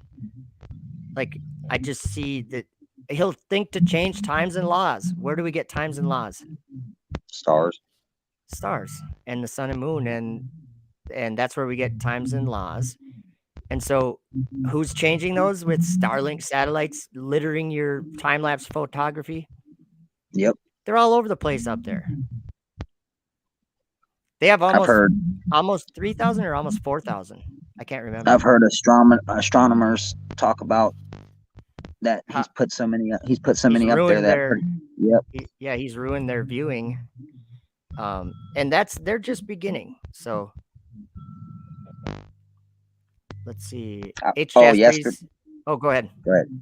Yesterday I was thinking about that. I think I sent y'all a message about that the other day. Just some weird reason. that's 666. And I was like trying to just, because I'm kind of past the time thing, trying to figure out the time, how long we got, whatever. But I was like, I wonder how many astronauts they put up there, like since the beginning. 622, I think, Yep. I at wonder this if, and point. that's a man, number of a man and the beast. Oh, wow, I didn't even think of that. 622. 666, You know, 622. oh, man, I didn't think about that. So then 44? I was trying to add up. I said, all right, how many are they putting up this year, next year? Yeah. Well, and then, Never like, know. who knows what they're counting, like, I think that means into orbit. So the stuff Yeah. that Jeff Bezos Yep. is doing, and that doesn't count at all. So, because they're only just doing they're just slingshotting a little rocket in the air and letting people fall down. Hmm. But let's see here. Oh, okay. Thank you, H Jasper E. I was just trying to keep up with a little bit of what was going in the chat. So you caught that I was going to ask about that. So thank you. GR Cleve, question for you. GR Cleve says Antioch Epiphanes changed times and laws as well. And how do you mean? You're not talking about like the sky. He didn't change the sky. I think you might be talking about like Laws of the land. yeah, and times, like maybe, like I know that some people say changing the times, like maybe changing the Sabbath to Sunday and things like that. Yep. I don't know. I mean, there's probably veracity to that, but I just see changing times and laws in the book of Daniel. I see it to be something that's happening in the sky, because those beasts, that fourth kingdom, it literally made the stars fall out of the sky and stamped upon them. So It all goes that's back to. that's It all goes back. something. Sorry, Go we ahead, got Joe. a delay going on. All right. That's something that I think is worth mentioning right there. What happens? Daniel describes these beasts, right? Everybody talks about these beasts. I mean, before I even was really into the Bible or anything like that too much, I knew about these beasts. You know, everyone talks about these beasts, like who's the beast and all the mark of the beast and all this stuff. But what did the beasts do that Daniel saw? They did something very specific. I They can read went some of it. Yeah, they went from the ground up to the stars. So they Hmm. flew up there. And so when we're talking about rockets and we're talking about the space capsule, like Dragon capsule and these kinds of things, I think that there's something to be careful about when you're trying to understand that. You have to keep the whole story in view and notice that this fourth kingdom destroyed the earth, made it whatever into pieces, and it had 10 horns. And what did the horns do? They went up to the stars and cast the stars down. Something to think about. Go ahead, Thomas. Yeah, that'd be. I seen your videos where the fire coming down from heaven, and you like did a time lapse, kind of in fast forward. And I'm like, that's crazy. If that is that's actually Oh, yeah, casting the stars down. Yeah. like those rockets landing. Yeah. You got to put yourself in Daniel's shoes. Like, he's being shown this, and he probably saw the same thing. Like, if he saw a Falcon 9 or Falcon Heavy landing these two boosters or whatever, what does it look like to anyone watching? It looks like a star's coming down out of the sky. That's because that's what it looks like. It's fire coming down out of the sky, like all of a sudden, just like, whoa, there's fire coming down.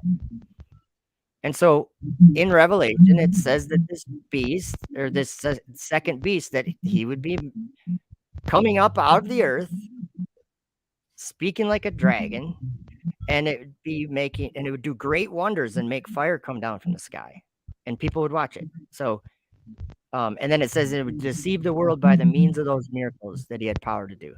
Just think about, because, like, you know, I mentioned this to my dad, and I'm just using him for an example, and he says that's not making fire come down from the sky. It's just landing a booster or whatever. And I'm like, no, it literally is making. They have something called the entry burn, and they have the boost back burn, and they have the landing burn. These are called burns because they literally shoot fire out of the side of the rocket so that it slows the thing down. It's literal fire coming down out of the sky. And I'm like, isn't that a great wonder? Like nobody ever has done that. I mean, even all the governments of the world going together have never been able to accomplish that. But Elon Musk, no problem. They've done it 180 times now. They've landed that booster. So your dad believes in heaven, right? He's Yes. a Christian, But he doesn't obviously. know, he doesn't necessarily know where heaven is. Yeah, he is. Well, what I'm trying to say is with that Revelation 12 and 13 there, you would ask your dad, be like, well, heaven's up in the sky, right? And I'm sure he's going to say, yeah, somewhere up there, out there, or whatever. Yeah, I think Well, he isn't says that, it's ever. I think he says it's it's a different realm that we don't comprehend. You know, and I'm like, well, okay, well, the Bible says it's up in the sky, so so isn't that the dragon that's at war in heaven in 12? yeah. So why is the dragon up there? What's he doing up Yeah, there? like why is that just coincidence? That same thing making fire come down out of heaven launches a dragon up into heaven. And if that's your dad's a Christian, he believes heaven's up there, out there, Yep, whatever. yep. Like I don't understand how they can't. That's It's probably frustrating. because of flat Earth. Because if everything that comes out of my mouth would be considered to be out outrageously crazy, because I'm a flat earther, of course. I mean, anything I say, you can't count on it, right? So I think that's kind of what goes on a lot of the time, is that I'm not a reliable source for anything, because I'm a flat earther. So Yeah, that comes along with it. But but interestingly enough, I kind of have believed this for like 8 years or 7 years or something, and I haven't changed any of my beliefs. I hear you. It's always been the same thing. I still wear my Bible says flat earth shirt like every day. Can't go, can't go back to eating your own vomit. What Jesus Uh-uh. said. No. And you hate seeing other people believing the lie. Yeah, especially your family. Yeah, it's hard. But you Yeah. know what? I do appreciate conversations that I have with him uh, on the regular.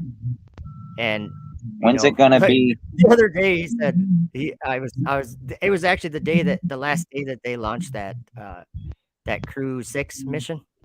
Yeah, I mentioned to I said right now they're just about to launch a dragon into the firmament. And he's like, "Yeah, I know. You've told me that for 10 years. That's all I've ever heard."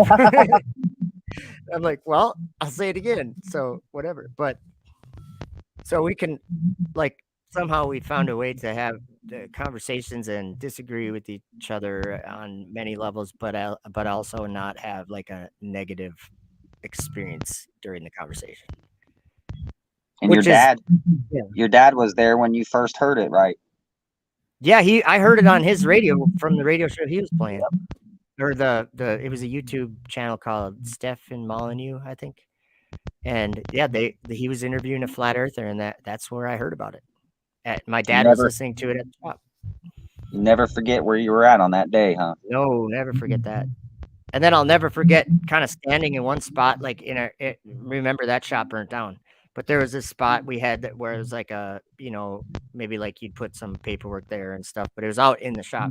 And I was just standing there, like acting as if I was doing some paperwork or something, but I wasn't. I was just listening, going, wait a minute. It was just blowing my mind what I was hearing. I was like, yeah, that is true. Why would I say that wasn't true? That is true. Water does find its level. It is always seeking that equilibrium in a container, like all the things that the person was mentioning. It's like there's a whole lot of truth that I never thought about before. But yeah, it was my dad's thing, so I guess I have him to thank. No, I'm just kidding. It's just amazing that it's scary and amazing at the same time. Yeah, but you know what Hey, I do think, okay, like from my point of view um that my beliefs changed about something very specific 6, 7, 8 years ago, whatever. And it's been like a big thing in my life ever since then. Like the most important thing is to get people to understand that there's this lie happening and I don't want anyone believing it. And most of the people that would hear me say that are like, "You think it's a lie, but it's not a lie." And I'm like, what if something supernatural happened and people had a miracle done to their eyes, and they were blind, but someone put like Jesus did to that blind man. He put spittle. He like made some mud and spittle, and he put it in his eyes, and then he told him to go wash in the pool. I feel like these last years he's told me to go wash in the pool. Right. Like that I have seen things that I never would have ever believed were true until I was able to comprehend them, and I think that's what I'm saying by seeing. It's like I think there's things that, like what it says, or what he said to his disciples when they asked him, "Why are you speaking parables?" He's like, "It's given to you to know the kingdoms of, or the mysteries of the kingdom of heaven, but it's not given to them. So to them I speak in parables." And I'm just thinking, like, to me, I know, like if we had to pick sides, if Satan was gathering the world to go against God, then I know a lot of people that don't necessarily believe what I have been saying about the earth, but they're definitely not on Satan's side. How's that? Does that make any sense what I'm saying? Like if they might even believe that the moon landing was real or something. But when you talk to them about like what about Mars or something, they're like, that's so stupid. Like that, like the and I'm just talking about my dad. He does not believe in any of that garbage. So But he at the thinks same it's time, it's a waste of money. or even worse than that, you think it's just Yeah. a wasted effort entirely, because first of all, he says this is not even possible, and then he says, and it's just dumb, because what are you going to do going to a place where there's nothing for?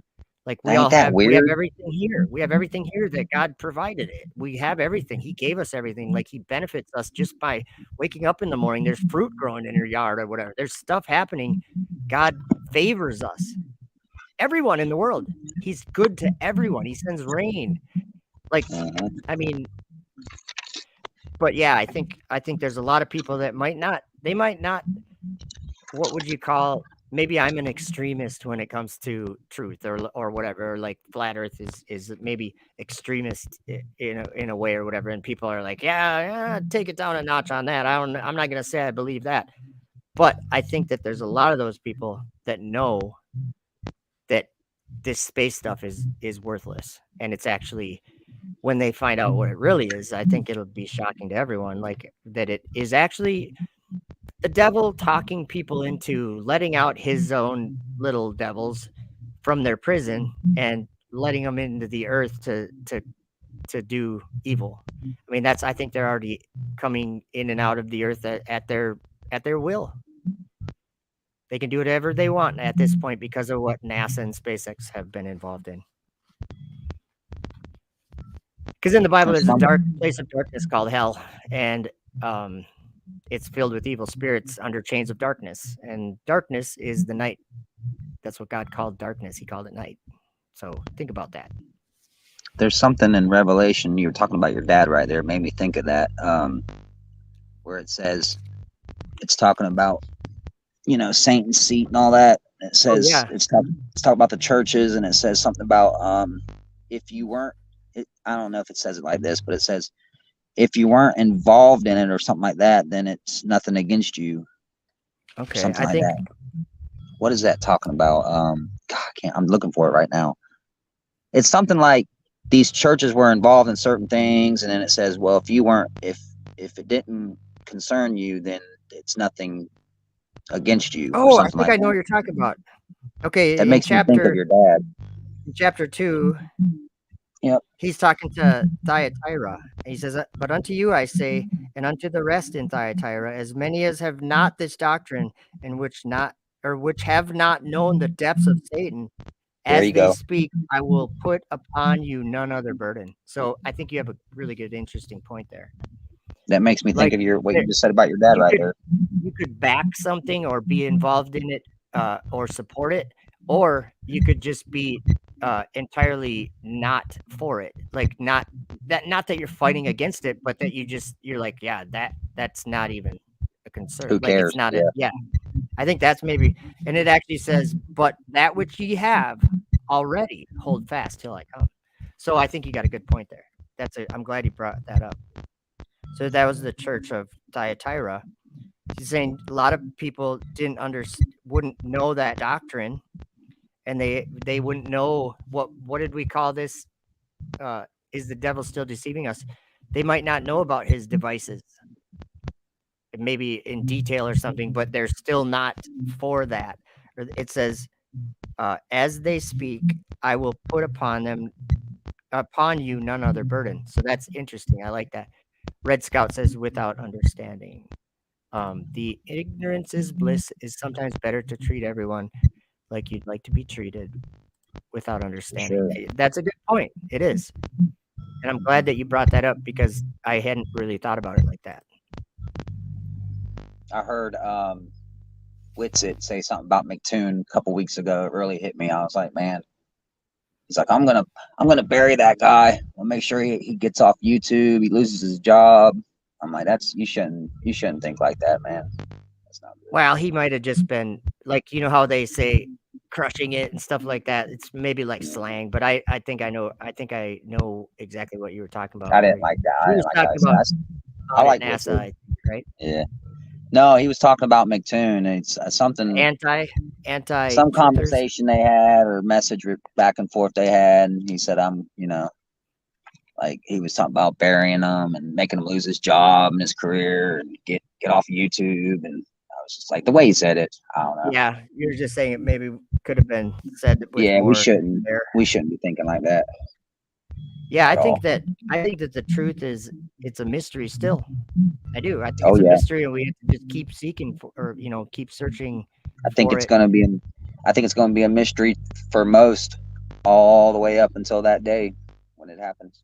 Red Scout says, as the little book that John ate that tastes like honey in the mouth and makes the stomach bitter is the gospel as it reveals our weaknesses. That's interesting.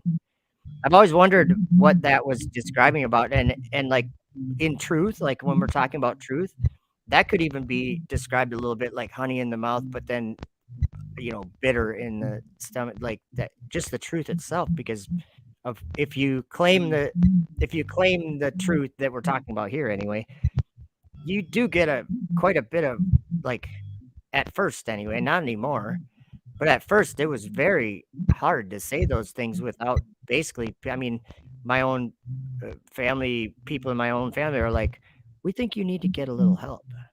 There's something wrong with you. And I'm like, what? Because I don't think I'm rotating. Like, but yeah, at first it was like that. Now it's not. But which is actually something that we should all be kind of happy about is that when you stick your neck out and you say something and it's not going to be received by the people you say it to, that's like hard to do. But I got to say this now. I say flat earth. I tell people about flat earth everywhere I go, and nobody ever says anything like you must be dumb. Nobody ever says anything like that anymore. Like that used to be only what they said. And now years later, what do they say? I've heard about it. Not sure if I'm convinced. These kinds of things. They say, I don't know. I tend to think it's a globe. Like the things that the replies that you get from people when you talk about it are not nasty. They're not. It's changed. I'm saying, and to me, that's God changing the world's thinking. The whole world is starting to. I mean, maybe not everyone, but most of the people in the world are considering something that they thought they knew, and then they might be saying to themselves, "Well, maybe I didn't know as much as I thought I knew about it, and maybe I was wrong." But there's nothing wrong with that too. So For most of my family, it's, well, I don't have much family, but my cousins, they're like, oh, it don't matter. Who cares? hey, you know what? They've heard you talk about it, Oh yeah. or they've heard you mention it, and I think for anyone that's heard it, well, can you hear something? And then what did Jesus say about that? He was talking about it was in the parable of the sower, I think, and he said that the seeds that or whatever that didn't take good root or whatever that um, when they hear the news of the good news of the kingdom, uh, if they don't if I don't know how he worded it, but if they don't like take it, then Satan will come and take whatever they did have. I guess to me it just seems like when the truth is presented to someone, it's like probably a really important time for them to take a minute and actually consider what they're being. Right. Oh, sorry, I'm bumping my microphone. But yeah, it seems important when we're talking about this that people do consider it.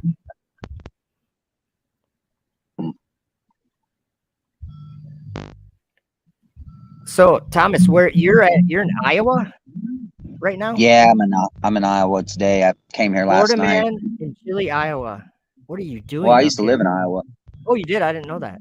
Yeah, back when I was 01, 02. Yeah, my mom died in 01, so I think it was 02. I came up here with my aunts. My aunt Cindy used to live up here in Des Moines. I'm Red not in Des Scout, Moines. I'm in Davenport. Davenport. Yeah. How far south is that from the border of the state that I'm in, Minnesota? You ain't far. I would Someday, say. we're I gonna would meet say. up one day. I'm gonna get in my truck and just go to wherever you are. Like when Well, I someday when go we to get close. Wisconsin. Yeah, I should go. Like I've been to How Wisconsin far are you? hundreds of How times. far are you from what is that? Milwaukee area. I am. Depends on if I'm driving my Mustang or not. When I was dating a girl that lived in Milwaukee, downtown Milwaukee, right on the lake there, and I went out there a lot for that, and I had the Mustang, and I could get out there in like 4.5 hours from where I'm at, Oh, okay, but it would yeah. probably take me 5.5 hours just driving normal. Yeah, that's a ways. It's like You're it probably is, but it's pretty quick too. I mean, I would go out there just for the weekend to visit her, so it you're wasn't like probably if you're that far to Milwaukee, you're probably still another. I think You'd it's probably 400 miles, almost yeah, 400 miles. you'd probably be 500 miles to where I'm at right now because it's about another hour and a Someday, half. someday we'll meet up. You never Well, know. 'Cause you didn't usually truck this far north, did you? no, I was going up to Ohio, but then I went OTR full. I'm I'm probably not going to be here much longer. I don't know. I've been thinking Andrea about D switching up. grew up in Milwaukee. I'm sorry. No, Yeah, I'm just kidding. I like the lake out there. Like we'd go rollerblading. Like there's like mansions up against or built on the lake, and there's great trails for like rollerblading, walking, and stuff. It's pretty cool down there. I liked it. right. Pretty cool place, and pretty. It was she was in college there, so at the university, so it was like party time too, and that's a party town, big party town. Oh, What was she that? said I didn't even notice Milwaukee, not Milwaukee. But yeah, so you're on in the middle of your week, huh? Or what? I'm doing a restart today. I kind of almost messed up. Yes, yesterday. I thought it was a live unload, which is scheduled for today. So when I came up here last night, I was going to stop at another pilot about a half an hour from where I'm at now, and I actually stopped. And then something told me just go on your phone and look at the reviews and see if you could park over there at the receiver. Mm-hmm. And someone said, yeah, you can park there. So I was like, you know what? I'm gonna go over there and just How park far there. was it? How far was it? It's only like a half an hour from where I was at. So But he's like, I get it came from over with. I came from Georgia. Well, I wanted Or to do did my they let you? restart. I wanted to do my restart today, so I didn't have to do it next week in the middle of the week and Okay. miss another day. Yep. So, well, I go over there last night and I pull up there, and wouldn't you know, there's an empty trailer there. It's a drop and hook. So I'm Oh, like, you can't stay there then, you're saying. no, I You're can like, stay there if I wanted to, but I was like, oh wow, if I wouldn't even have came here, I wouldn't even have known that. Like they don't tell you that stuff on the dispatch. and like if it's somewhere that you don't routinely go, then you'd have to find out Yep. kind of the hard way. Well, I guess if it ain't much out of your way, it's probably better off just to go there and see Yeah. if it is or if it ain't. Like Because like I otherwise said last, you'd be like yeah. off the freeway somewhere at a truck stop Well, or no, something. what I would have done is I would have stayed at the other pilot last night, and then I would have started my hours yesterday or today, came over there, found out it was a drop and hook, and then I would have been mad at myself because I would have been like, oh man, I could have done this last night and got my restart today because I got a load I got to pick up tomorrow morning. what Because you're yeah, trying to there's do like is a lot of you're trying to rules get, you got to well, follow. yeah, you're trying to do the guideline and do your restart when you can, because if you don't, you'll end up screwing yourself, and yeah, you can, Yeah, it's like you kind of run your own schedule. it'll hurt your check if you don't do it right. Yeah, you learn that Yeah, oh over the yeah. years, I'm sure. How long you been trucking? Like, long time, I know that. Eight, I yeah, like I this know is you lay like block 18 too. years. You've laid Yeah, block too, but that you just took like a little break from the trucking for what, a year? Something I'm like that? enjoying it, man. Good. I've been out here Good. this run right here. I've been out here since August. This run, I'm about to go home though in probably like 2 weeks. He's got one of them trucks that's got it's like a mansion built behind the seat. It's like you Not get really. no, it's a nice truck. He sent me a I heard picture it. of it. It's like It it's ain't. got a big It ain't cab bad and it is nice. Well, for it's a a new company one, truck. isn't It it? ain't bad. Isn't it a new one? It's 19. It's not super new. 2019. Yeah, It'll be about 50 years before I own a 2019 anything. No, I'm just I kidding. thought, we were talking about that before we went on. I put back a little money this year. I ain't gonna lie, and I Good. was thinking, man, I probably just buy a truck. Yeah, you mentioned And that. You think you're like, man, I shit, is tell that you something what, I should Joe. do? Every time I think about buying one, I'm like, there I ain't enough know what time you're for thinking. that. I know what you're thinking. Yeah, There's this. We were talking about that about the. We'll probably end pretty quick here. We're at 2 hours now, but um, we before we went on, we were just chatting a little bit, and we were talking about that. Like, if you see, like, I'm not saying that any of us knows what's coming, like for timing or anything like that. How long is left? Who knows? But Mhm. if you have this, like, I'll just call it a calling, and it shows you things that you find in scripture and you find in the world by making observations. You see truth, and you're like, everyone's believing a lie, and you see this things give you the idea that there's an ending to all this superficial material physical world, and there's a kingdom, there's a literal the gospel of the kingdom, I think, is being preached right now. And Me too. if you believe truth, that, like, there's a world to enter into that is beyond any of this physical stuff. It's like I can't see it with my eyes right now, or maybe I can, but I don't know. I'm saying there's something that makes me, like, when I'm building a, a mantle, or I'm building whatever for a customer or something, it feels so empty doing that, knowing that all of this is just to fill the time I am forced into living. Like, it's like I can't invest into things that I used to invest in just in my mind. They have no value, and uh the way I see things now. There's a value in this coming kingdom, this place that we all should know about. Yep. Yeah, G.R. Cleve. There we go. That The hidden kingdom land. is real and is yet to come. Hallelujah. That's awesome. I think in a way it's coming now. I do too. I do Yep. too. And that's I get that out of the scriptures, like from Yep. some of the Apocrypha. Second Ezra's 7 verse 26, it says, the land that is now hidden will be openly displayed, or something like that. Or I think it says the days, it's talking about the days that are coming, um, from the signs that he showed us before, or something like that. It says, and the land that is now hidden will be openly displayed.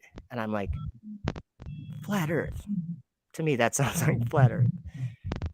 Or in a couple places in the Bible, like in Ezekiel, I'll put a new spirit in you and will take you from among the heathen and place you Yep. in your own land. Land. I feel like I'm in a different land. Just saying. For sure. I see a new heaven and a new earth every time. Every time I'm on the interstate and I go up on a little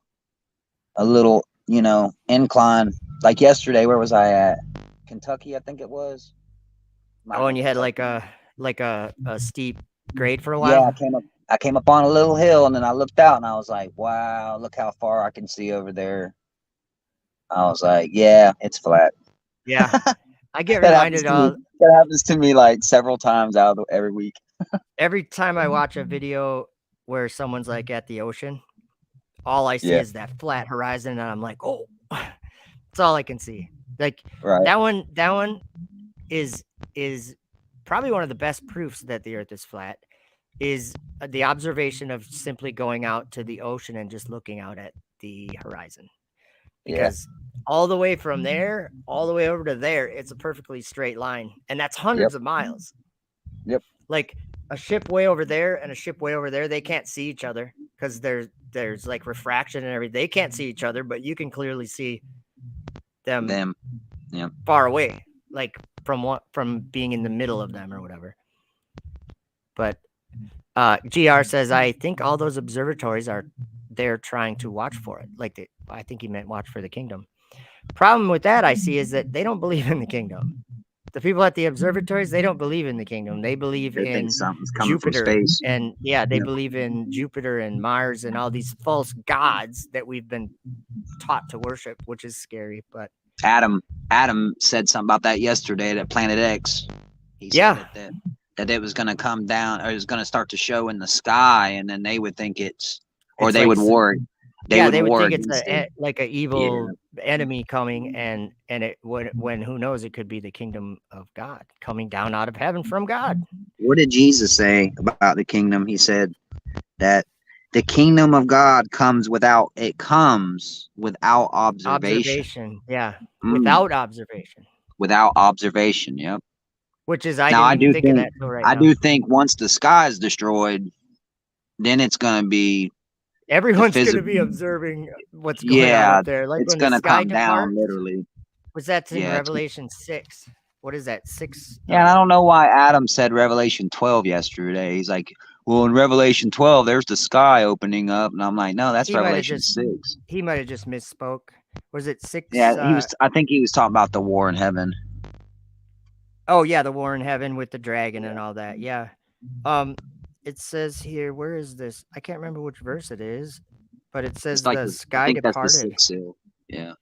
Is it the 6th seal? I think it is either 6 or 7.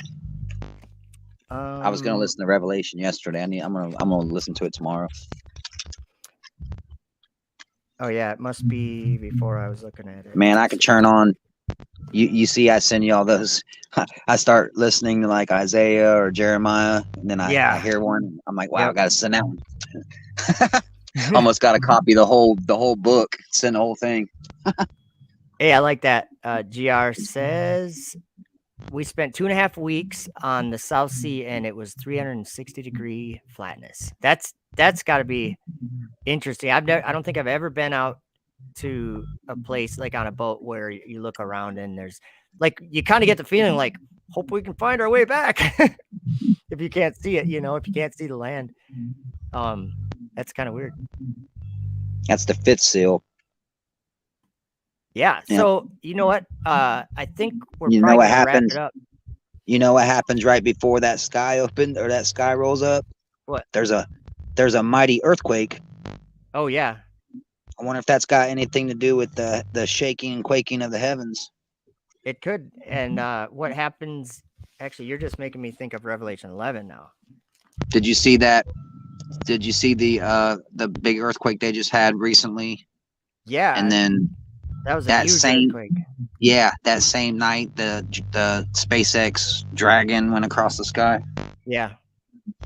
It was like 3 or 4 hours later than they had an earthquake. It's like, wow. Satan's not a rocket, Thomas. Oh, can't be. Well, it's not made of metal, except that Daniel said that it was made of metal.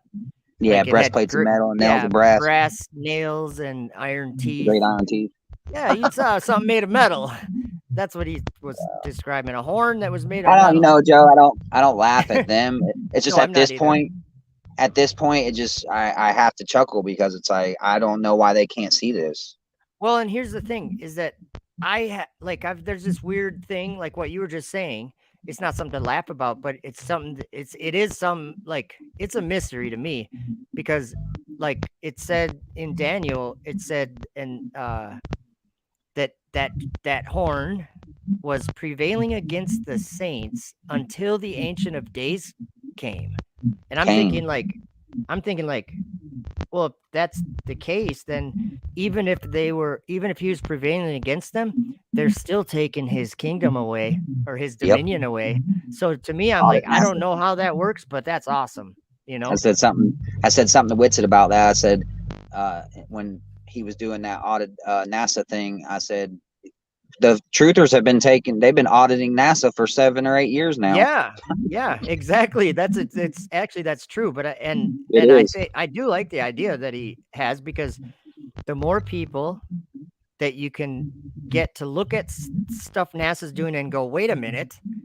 Like if you get people to question the things that they're doing, those people are probably going to be open to the truth, because they see something like, why are they wasting money doing this? Why are they doing this?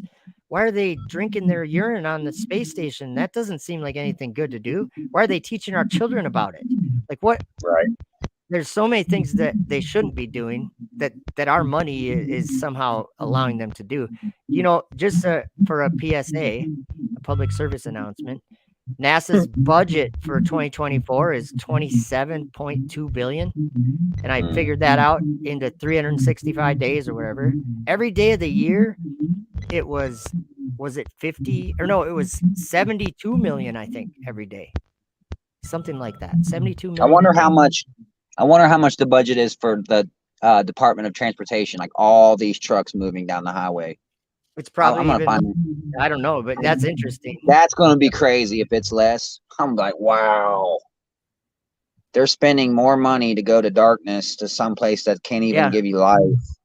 There's no water there, no birds, no nothing. Than they are the things that move the country. Like, wow, that's crazy. Oh, we got a friend. Hey, Bobby. That move the world. Come here, buddy.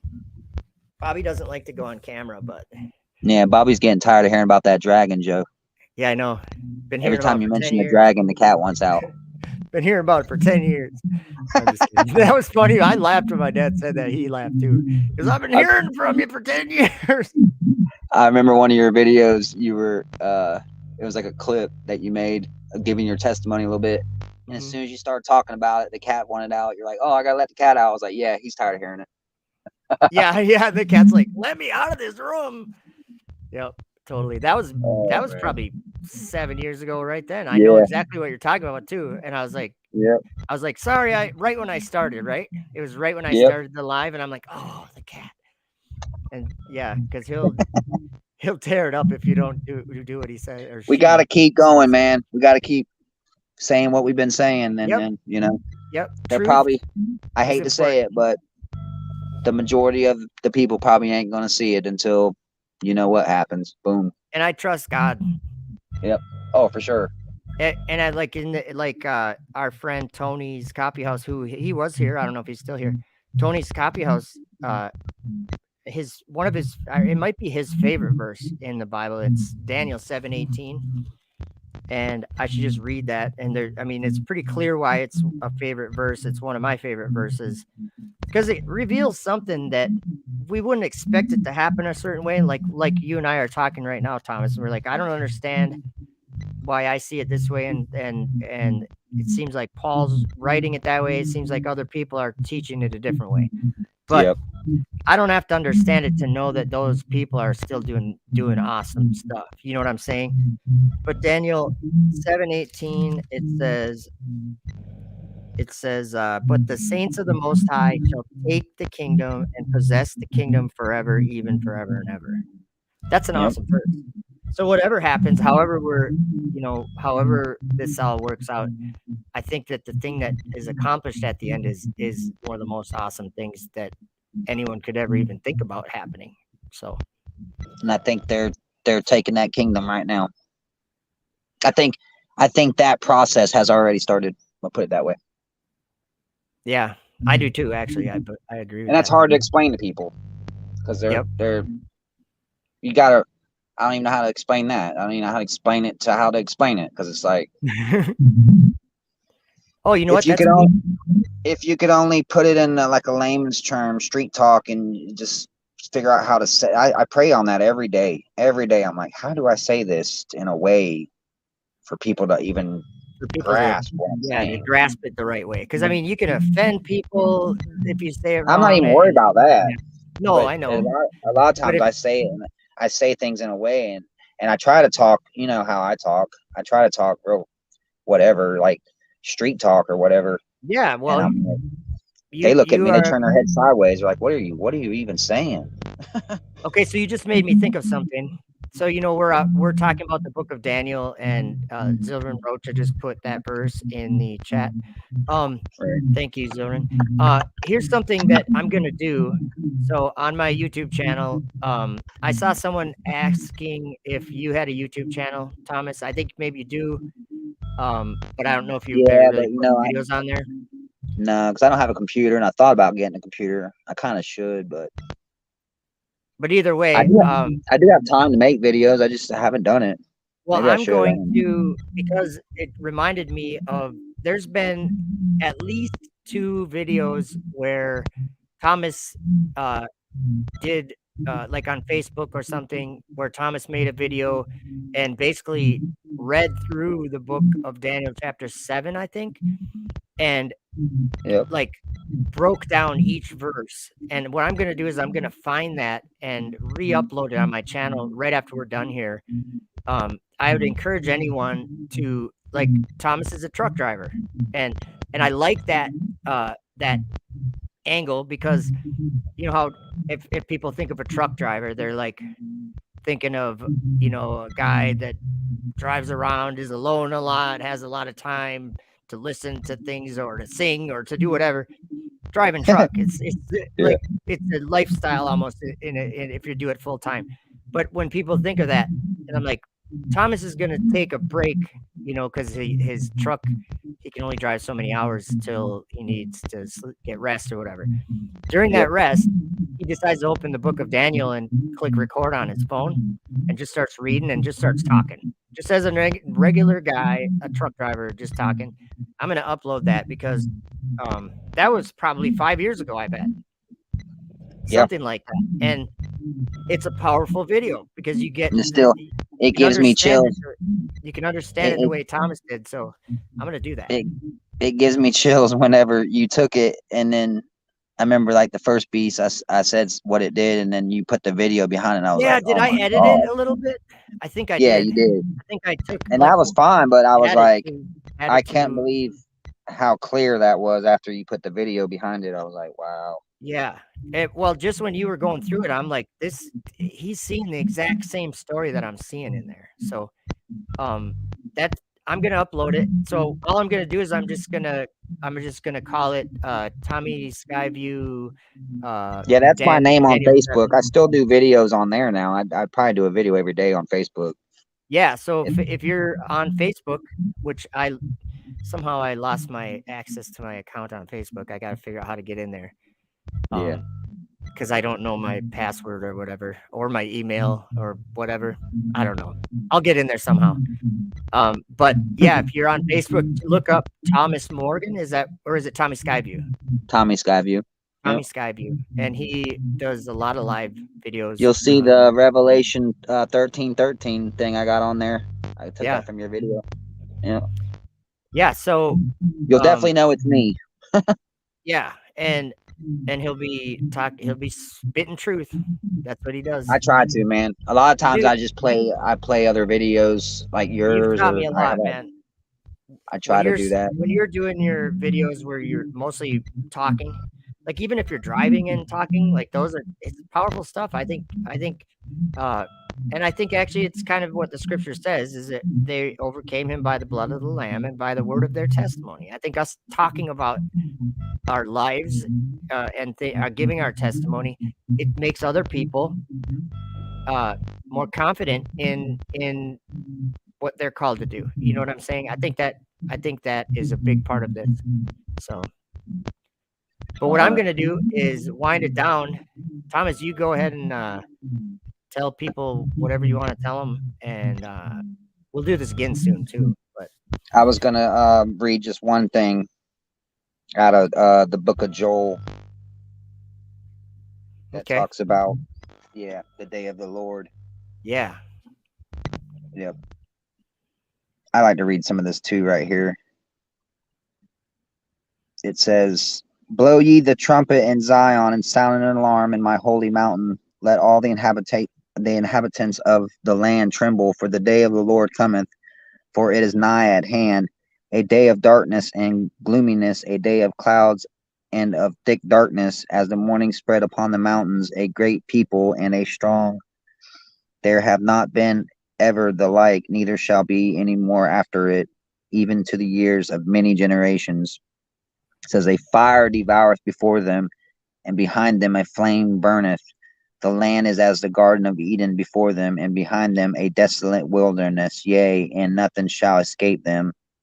The appearance of them is as the appearance of horses, and as horsemen so shall they run. Like the noise of chariots on the top of mountains shall they leap, like the noise of a flame of fire that devoureth the stubble, as a strong people set in battle array. Before their face the people shall be much pain, all faces shall gather blackness. They shall run like mighty men, they shall climb the wall like men of war, and they shall march every one on his ways, and they shall not break their ranks, neither shall one trust another. They shall walk every one in his path, and when they fall upon the sword, they shall not be wounded. They shall run to and fro in the city. They shall run up the wall. They shall climb up upon the houses. They shall enter in. They shall enter in at the windows like a thief. There's that thief again. Mm-hmm. The earth shall quake before them. The heavens shall tremble. The sun and moon shall be dark, and the stars shall withdraw their shining. That's Revelation right there. Mm-hmm. And the Lord shall utter his voice before his army. For this, I think he's doing that now.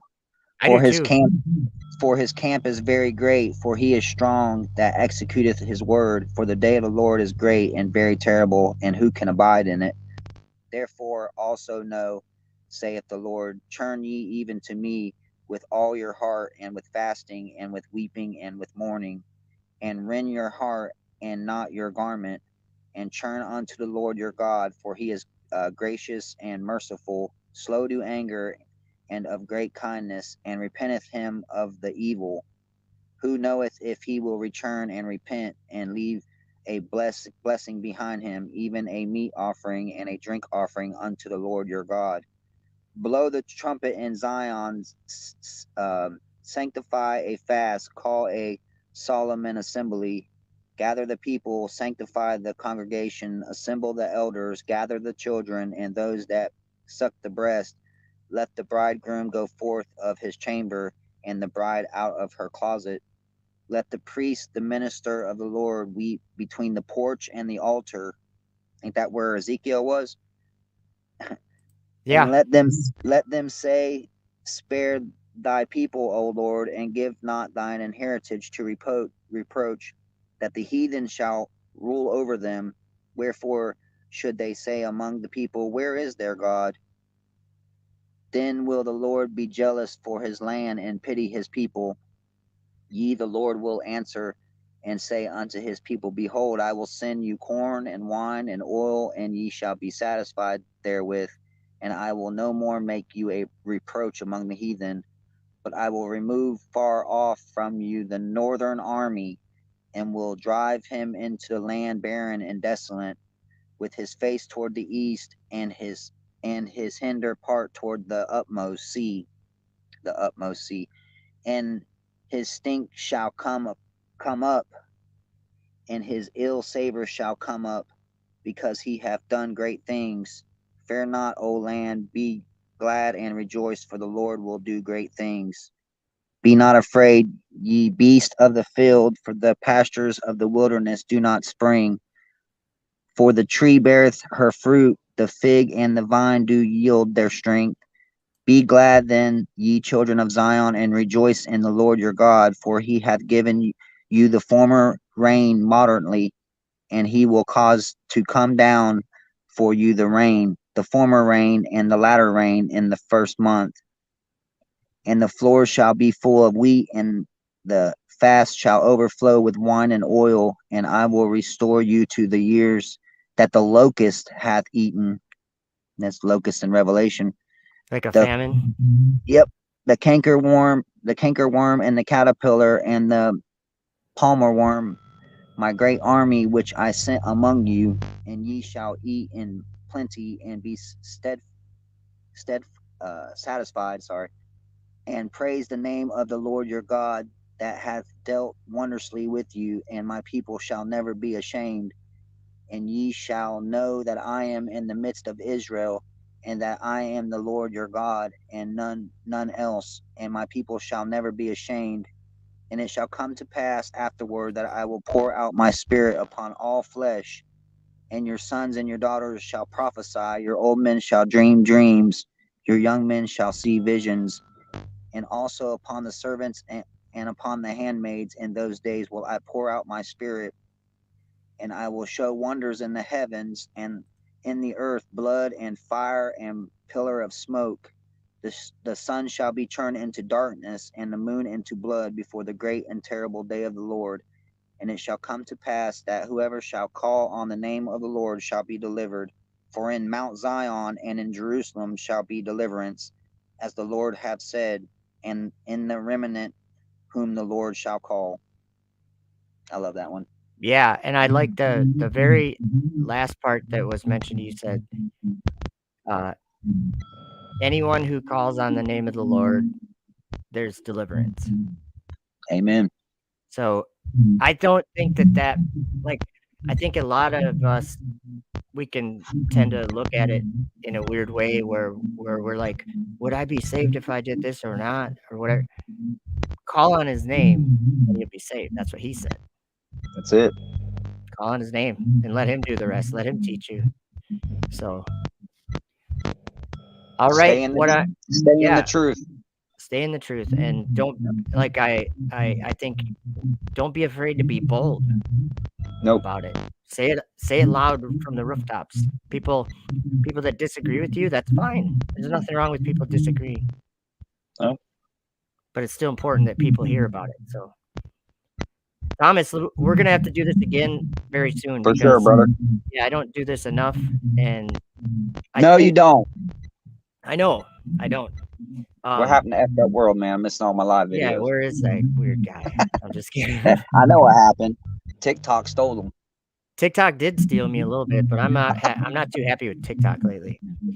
TikTok, Well, time to go back to YouTube. yeah. Well, I'm on both now, so I know. people were It's giving you a hard complaining on my time. YouTube channel that I was putting TikTok videos on there, and I'm like, I'm just I like adding, your. I'm just putting them up there. I watched your.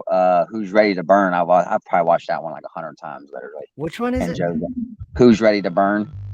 I And don't Joe's remember like, that. in the beginning, you're like, how'd you say it? You said, oh, about flat Earth, and well, my friends believe it's a globe, and you're Yeah. like, who cares? Your friends are gonna perish.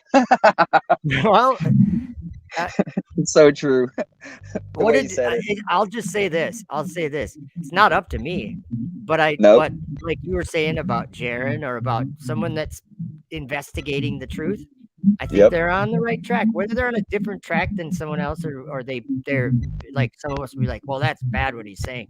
Well, hold on a minute. The things you believe are things you learned and then you believe them. You have to learn them or understand somewhat of it before you can like believe it. So I'll say. keep seeking. I'll say one last thing. Yes. Jesus.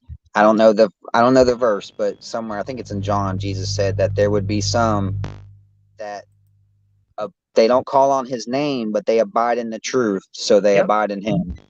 Yeah. And I think that was they're sanctified by the truth. That was By in the John truth. 17 when he was Yep. praying.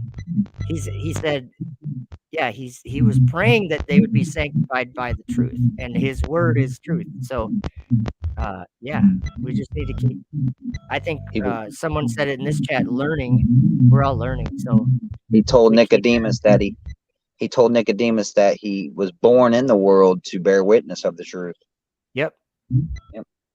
And that no So man truth is ascends into important, heaven. people. Speak it loud. Speak Yeah. it proud. Be one of those ones in Ezekiel 33. Be a watchman. Yep.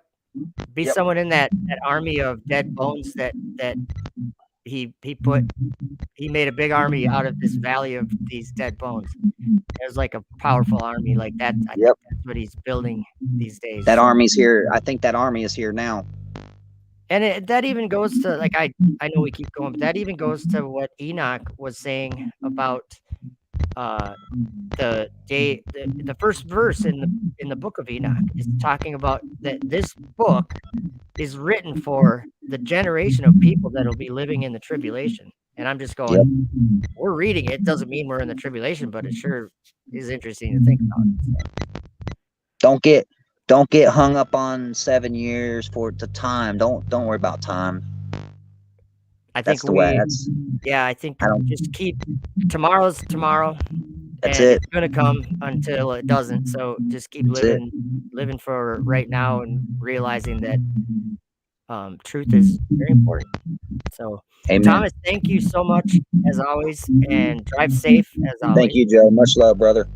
All right, Goodbye, and everybody. thank you everyone who was hanging out in the chat and share it out, hit the like button or whatever, all that stuff. And Praise Emmanuel. yeah, we'll be on here soon, maybe with Tony's Coffee House one of these days. So For sure.